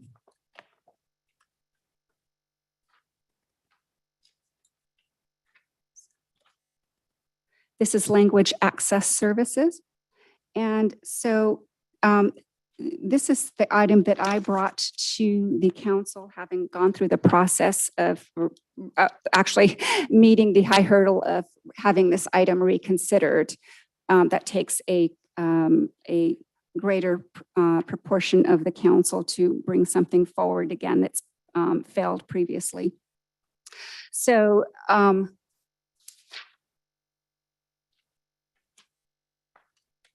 I'm sorry, we're being entertained. There's discussion between your husband for the chair and the two women that are next to Mr. Metzler. That's very distracting. thank you, Thank Member you. Gomez. I appreciate that, but it would be appropriate for you to gain my recognition so that I can deal with it. I want you to talk to me It's on about it. video. Member Gomez, please, my goodness, let's move on. All right, so on April 6th, after the rules of reconsideration were suspended, I move that we place on the soonest agenda an action item wherein the council direct the city manager and city attorney to present to the council for its review and possible follow-on action, a comprehensive report that would include the driving principles along with legal requirements and/or metrics for providing language access service during the city council meetings, how compliance with the law is assessed, how to fix and maintain appropriate level of service when language access is required, the current statistics on the number of Spanish speakers in Victorville who cannot communicate effectively in English, and the various options for interpreting services, associated costs, and the ability to assess regularly actual usage. So we have that detailed report before us. It took a while, but I'm good with that because I wanted to make sure that we had a very full report that we could rely on. And so our city attorney, Mr. Bortnowski, will present on the legal requirements, and then Mr. Metzler will report on the remaining research and practicalities. Mr. Bortnowski. Thank you, Mayor Jones. As you have in the staff report, a pretty comprehensive outline of both the federal statutes and the state statutes that require or detail when basically bilingual services would need to be provided. The bottom line is, per state law, the requirement boils down to discretion given to the local agency to make a determination if the percentage of people that cannot communicate effectively in English is greater than 5% of the general population. That's kind of the thumbnail sketch of what the statutes provide. However, there are some instances where under both federal programs and state programs, the city may be required to provide bilingual services depending on the nature of those programs. And we have consistently done that in the past. With respect to providing access, with respect to council meetings, which I think is the gist of this meeting, the requirement again is that we make a determination that that more than 5% of the population cannot communicate effectively in English as their primary language. Thank you. And with that, Mr. Metzler. Madam Mayor, I'll just tag on beyond the legal element. We did look at this also from the statistical and from the practical element to really try to decide if we can identify a demonstrated need. Demonstrated need being it's been clear to us through experience that there's a need for those services. And so on the statistical side, that was probably one of the most difficult things to try to calculate. The only reliable information that we had available to us was actually put together by the U.S. Census Department.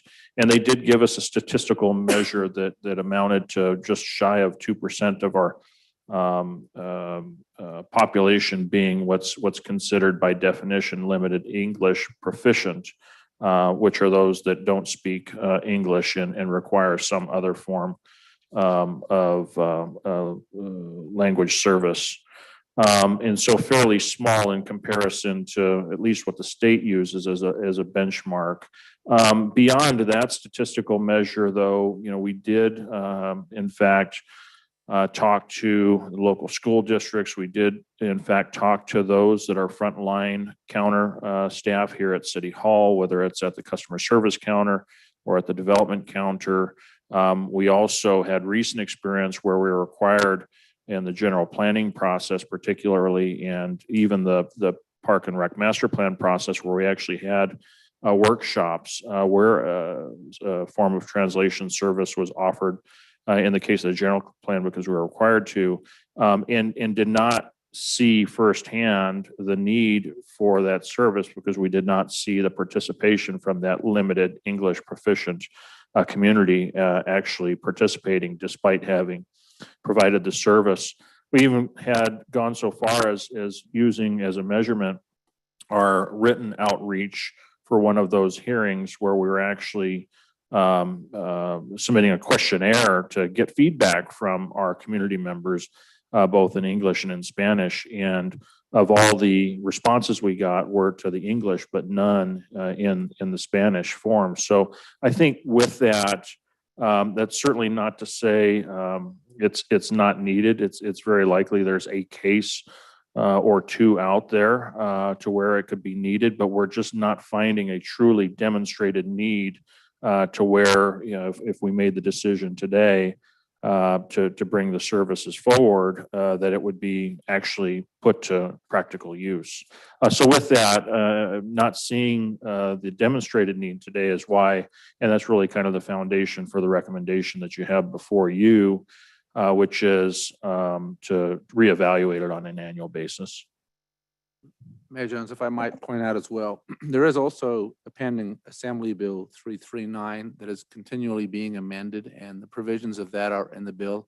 It may be a situation where the state is actually going to mandate what those thresholds are, even for the local agencies, which right now have discretion to establish the criteria.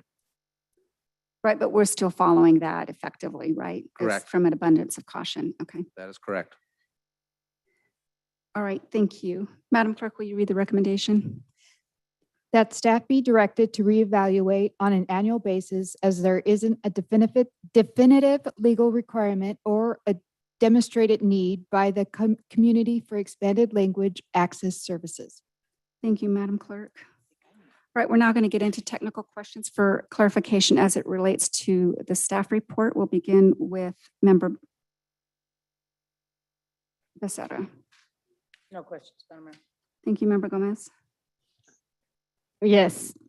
The city manager was saying something about there's no need or something about English and Spanish and there not being any form being filled. I lost it. Would you be able to reconstruct that thought? I didn't follow what you were meaning when you said the English was responded to, but not the Spanish. Yes, Madam Mayor, members of the council, that was actually speaking to the recent experience we had in one of our outreach efforts to support seeking community input for the general plan update that's currently underway. And so we did, as part of that effort, send out notices, questionnaires, both in English and in Spanish. And the only responded to questionnaires were the English versions. Thank you. I have no further questions. Thank you. Mayor Pro Tem Irving. Yes, I have a couple of questions. I think it was at the last meeting, we spoke about bilingual pay. I asked if bilingual pay is across the board in all departments. Is that correct or incorrect, or is it just here? Excuse me, just here at City Hall? But it's across all departments, field employees and City Hall employees. I guess I need help me with this. If we are offering bilingual pay in all departments, particularly those that interface with the public, how is it we don't need translation services? I don't understand that, because there's a need when people are being served or serviced, how you follow what I'm saying? Yeah, I do understand. And there's two connected thoughts we have. And certainly one of the thoughts we had with respect to the recommendation for bilingual pay to employees was really a part of our effort to reconnect with the community and be much more accessible in the community in a different language. But one of the things that we found when we were interviewing the employees here, particularly on the customer service side, was it was fairly common when we did have a Spanish-speaking individual come into City Hall, for example, and they would approach a non-Spanish speaking employee. The ask was, do you speak Spanish? And the answer was no. And so the immediate transition from that Spanish speaking person was into English. So one of the distinctions we're noticing is we do have a large Spanish speaking population, for example, but Spanish is their preferred language as opposed to being limited English proficient by definition. So in our case of trying to connect the value in offering that type of incentive is really to encourage our employees to Mr. feel. Metzler, one moment. The chair needs to place on the record that Member Gomez has left the dais without the permission of the chair. Please proceed. Was really intended to try to help encourage our employees to be more comfortable in actually using their native tongue to communicate with our residents on the behalf of the I city. appreciate that. I guess I want to extend the spirit of that notion to the public or people that wish to participate and access what's happening here at the meeting. The other question that I have that if you could help me with, I know my time, oh goodness, my time is running out. I wanted to know in terms of the threshold is 5%. Are those the federal guidelines? I mean, because if someone comes here and they need translation, are we prepared to provide it? Yeah, Because Ms. how do Jones, they- did you recognize that I'm also here? Member Gomez. Of course, Member I'm Gomez. making sure she's equitable because she makes sure that if I go, Member she needs to say it on Gomez. the record. Okay, but Member this is Gomez. important to me because I Yeah, need to And, all and of my us. apologies, Mayor Pro Tem. I'm so sorry. Yes, So ma'am. Madam Clerk, can we restore the few seconds that was taken from Mayor Pro Tem? Thank you. I'm so sorry. Can you? What I'm saying is if someone comes and they would prefer translation, because a lot gets lost, you know. As a teacher, I can tell you that, okay? So my point is, someone's requesting translation services, are we prepared to provide them? Here in the chambers, or you mean just general in City Hall? Well, we have by people that are being paid to provide them. Yeah. But here in chambers. And so we could, we did research the what if the council, despite the legal research and the practical research that we did, there are services we could actually employ and actually use some of those employees if we didn't want to go into full-blown bringing on professionals. But we also did research getting certified language specialists to be able Thank to you for communicate. moving the camera. I appreciate that targeting. I'm watching. Member Gomez. No, I'm gonna put it on the not record. I see what you guys are doing. You, Becerra, and all of you up there are targeting that man back there. Member While Gomez, Mr. Duran writes order, little notes about what order and Councilwoman suspend. Gumman does. Mr. Metzler, please proceed. We're going to have to continue ragings, but I would ask that Mr. Metzler continue. I know it's difficult. Thank you. So, That's stupid, guys. You guys are all on camera. Mr. Metzler, You are I know all it's difficult. Yeah, It my is train of difficult, I thought understand, is, but we have to proceed with business despite what's happening. Understood.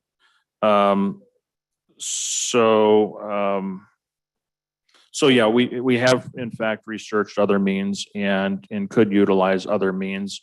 We've even considered having those services available, not on a recurring basis, but perhaps on an as needed basis if advance notice could be given. It's certainly something we've considered as well. And who would the person contact? The reason is I looked on our website pages, so forth. I didn't see anything. So you know. Yeah, and that's something we can clean up and add to the agenda in the form of identifying that for language assistance to speak to somebody in a different language such as Spanish, then they contact, at least start with the city clerk and we can get them in contact with the right Right, person. thank you. And Mayor Pro Tem, to answer your question, the 5% is actually a state threshold applied to state agencies. And the laws specifically say that the local agencies are not bound by that. They can establish their own criteria. Okay, thank you.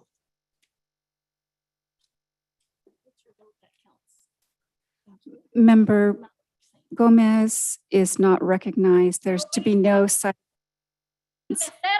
Nobody says anything to you. If I Member whisper Gomez, something to okay, my we're moving colleague, you on. have to So be on at it, this don't you? point, Mr.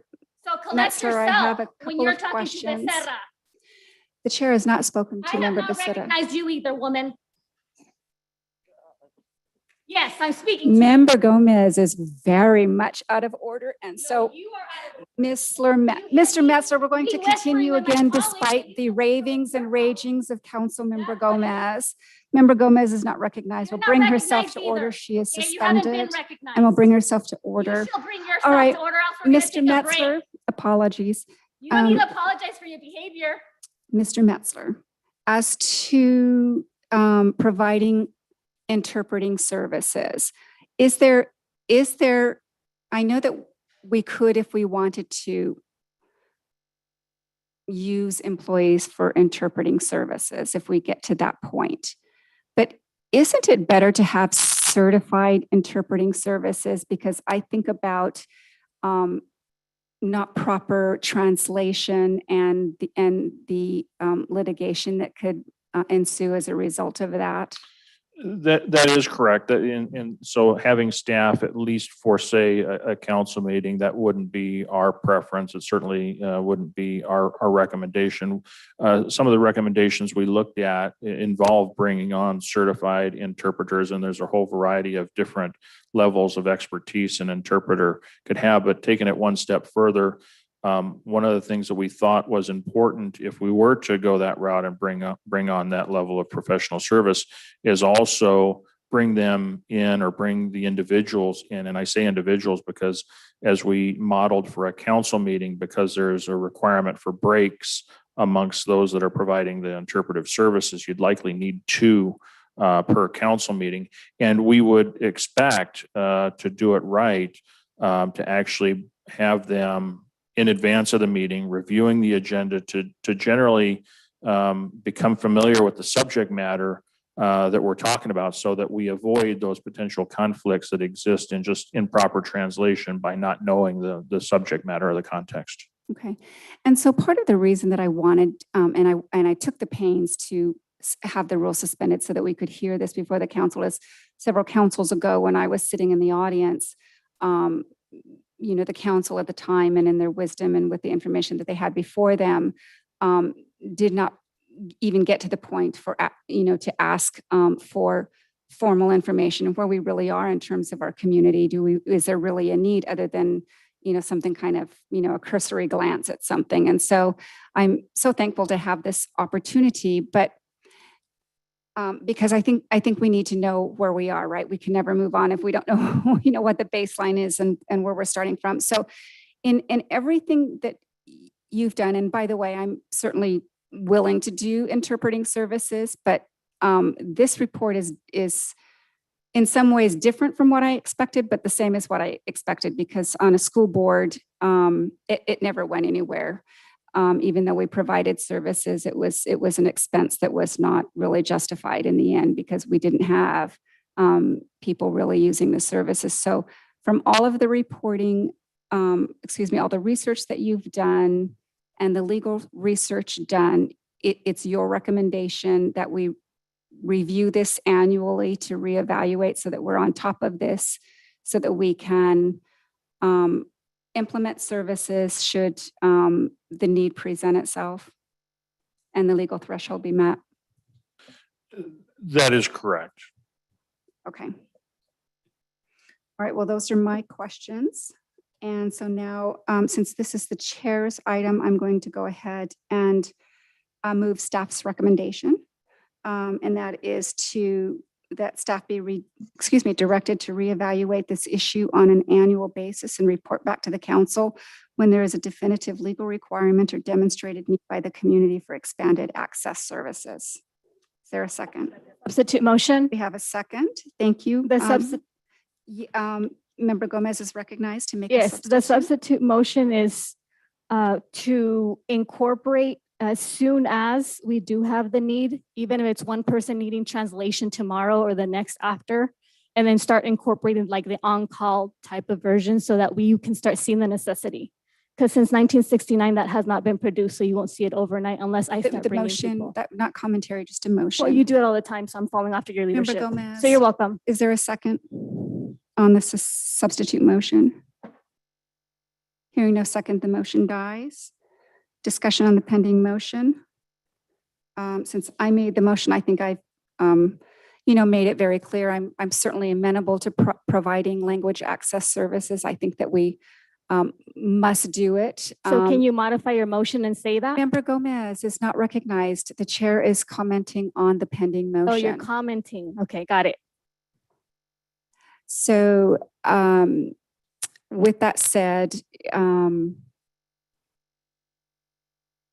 I think it's an important thing to be able to provide services, but as the motion is before us, it allows us to continue to revisit this in a sense annually, at least by staff, so that we don't have to go through the process of reconsidering it. Because if this fails, then whatever council would like to take it up again will have to go through the process of reconsideration, suspending the rules of reconsideration. Which is easy when you have three Member people that Gomez has agree. not been recognized and will bring So herself I like to order. modify your motion to add exactly what you said because you brought a point, but it's not part of the motion. The And you chair s- does not recognize that. The member is abusing then the you're a bunch of privileges of talk. making motions.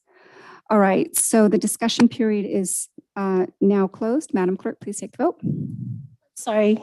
Oh, forgive me. Oh, I do my have- apologies. Yes. My I do apologies. have a question. Okay, well, so now we're on, Fine. discussion on the pending motion and my apologies. So Mayor Pro Tem Irving, comments on the pending motion. Let me be clear. Mr. Metzler, will you need direction from the council to entertain an independent, as you mentioned, or certified interpreting service in the event that the need arises where we need to have such services here? Sure. So just to be clear, because I think that really goes to the intent of the motion. So the motion is for staff to schedule for themselves a reevaluation annually. And if the need arises, they immediately bring it back to the council for Okay. discussion on that. I think that's where excuse me. Yeah. Were you saying that? Okay, we're not going to have side Very good. conversations. Thank Yeah, you. there is no timeline. So whenever you guys want, 10 years So from now, Member Gomez has not Doesn't- been recognized and will suspend and bring herself to you order. can suspend and bring All right, yourself to order. Member Becerra, did you have any comments on the pending motion? Member Gomez, comments Yes, I on the do. pending motion?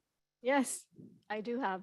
Yes, please. So here we're talking about the staff, and this is what the recommendation is, that staff be directed to reevaluate.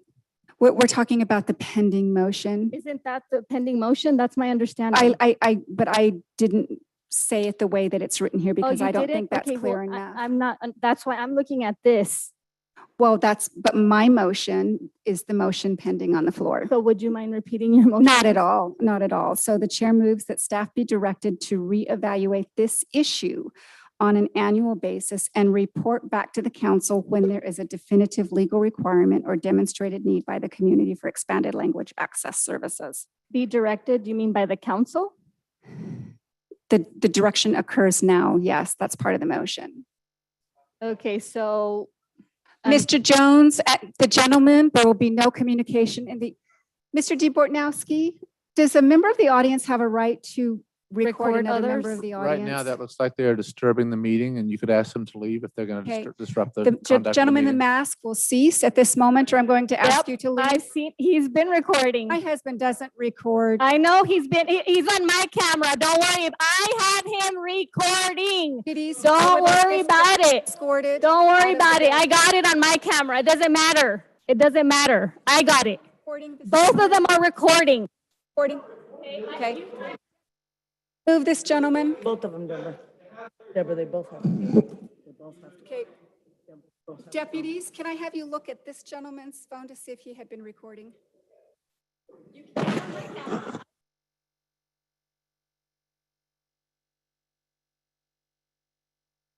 Right here needs to be removed immediately. There will be silence. You do not take. We've witnessed one and not the No, other. I witnessed two. Yep. It's your husband. So, And that's why okay, we're going to take a recess for 5 minutes. We will reconvene at 9:50.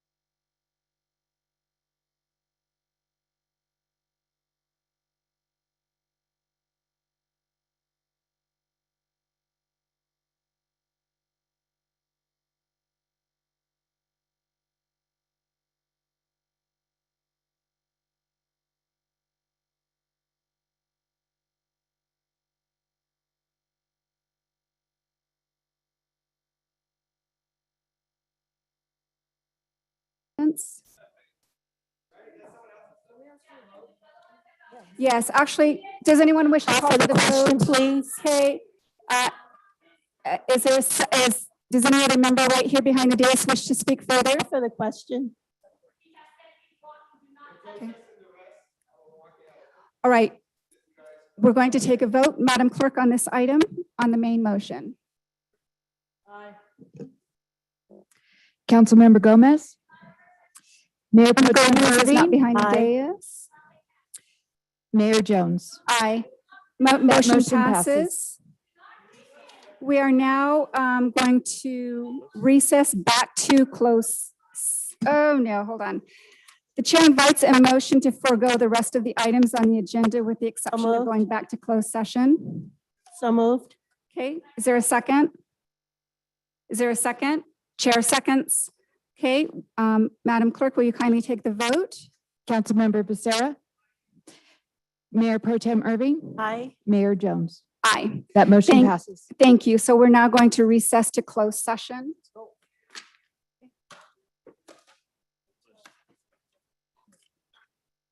Yeah.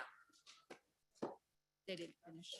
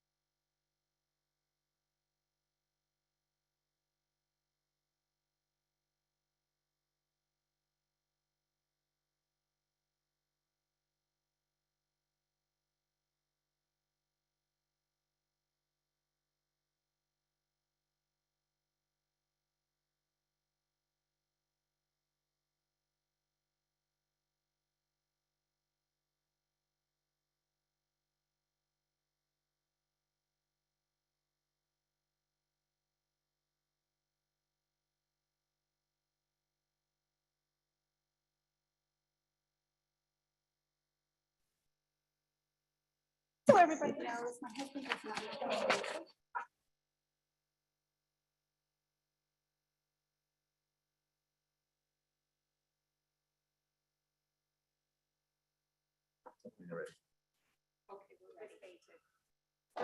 All right, we had one closed session item this evening. It was public employee evaluation pursuant to Government Code 54957.b. And on a vote of 3-0 with Councilmember Gomez being absent for the vote, the council agreed to continue with the terms of Mr. Metzel's contract and increase his salary by the COLA requirement that is applicable to all other city employees. And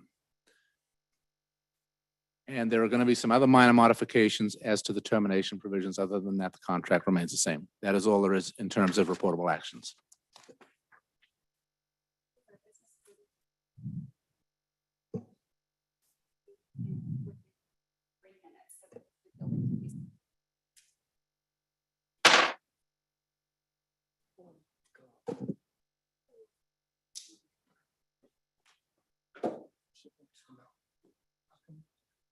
She's been there. She's gonna invite you to her. Bernie did. Yeah, she comes all the time. Yeah.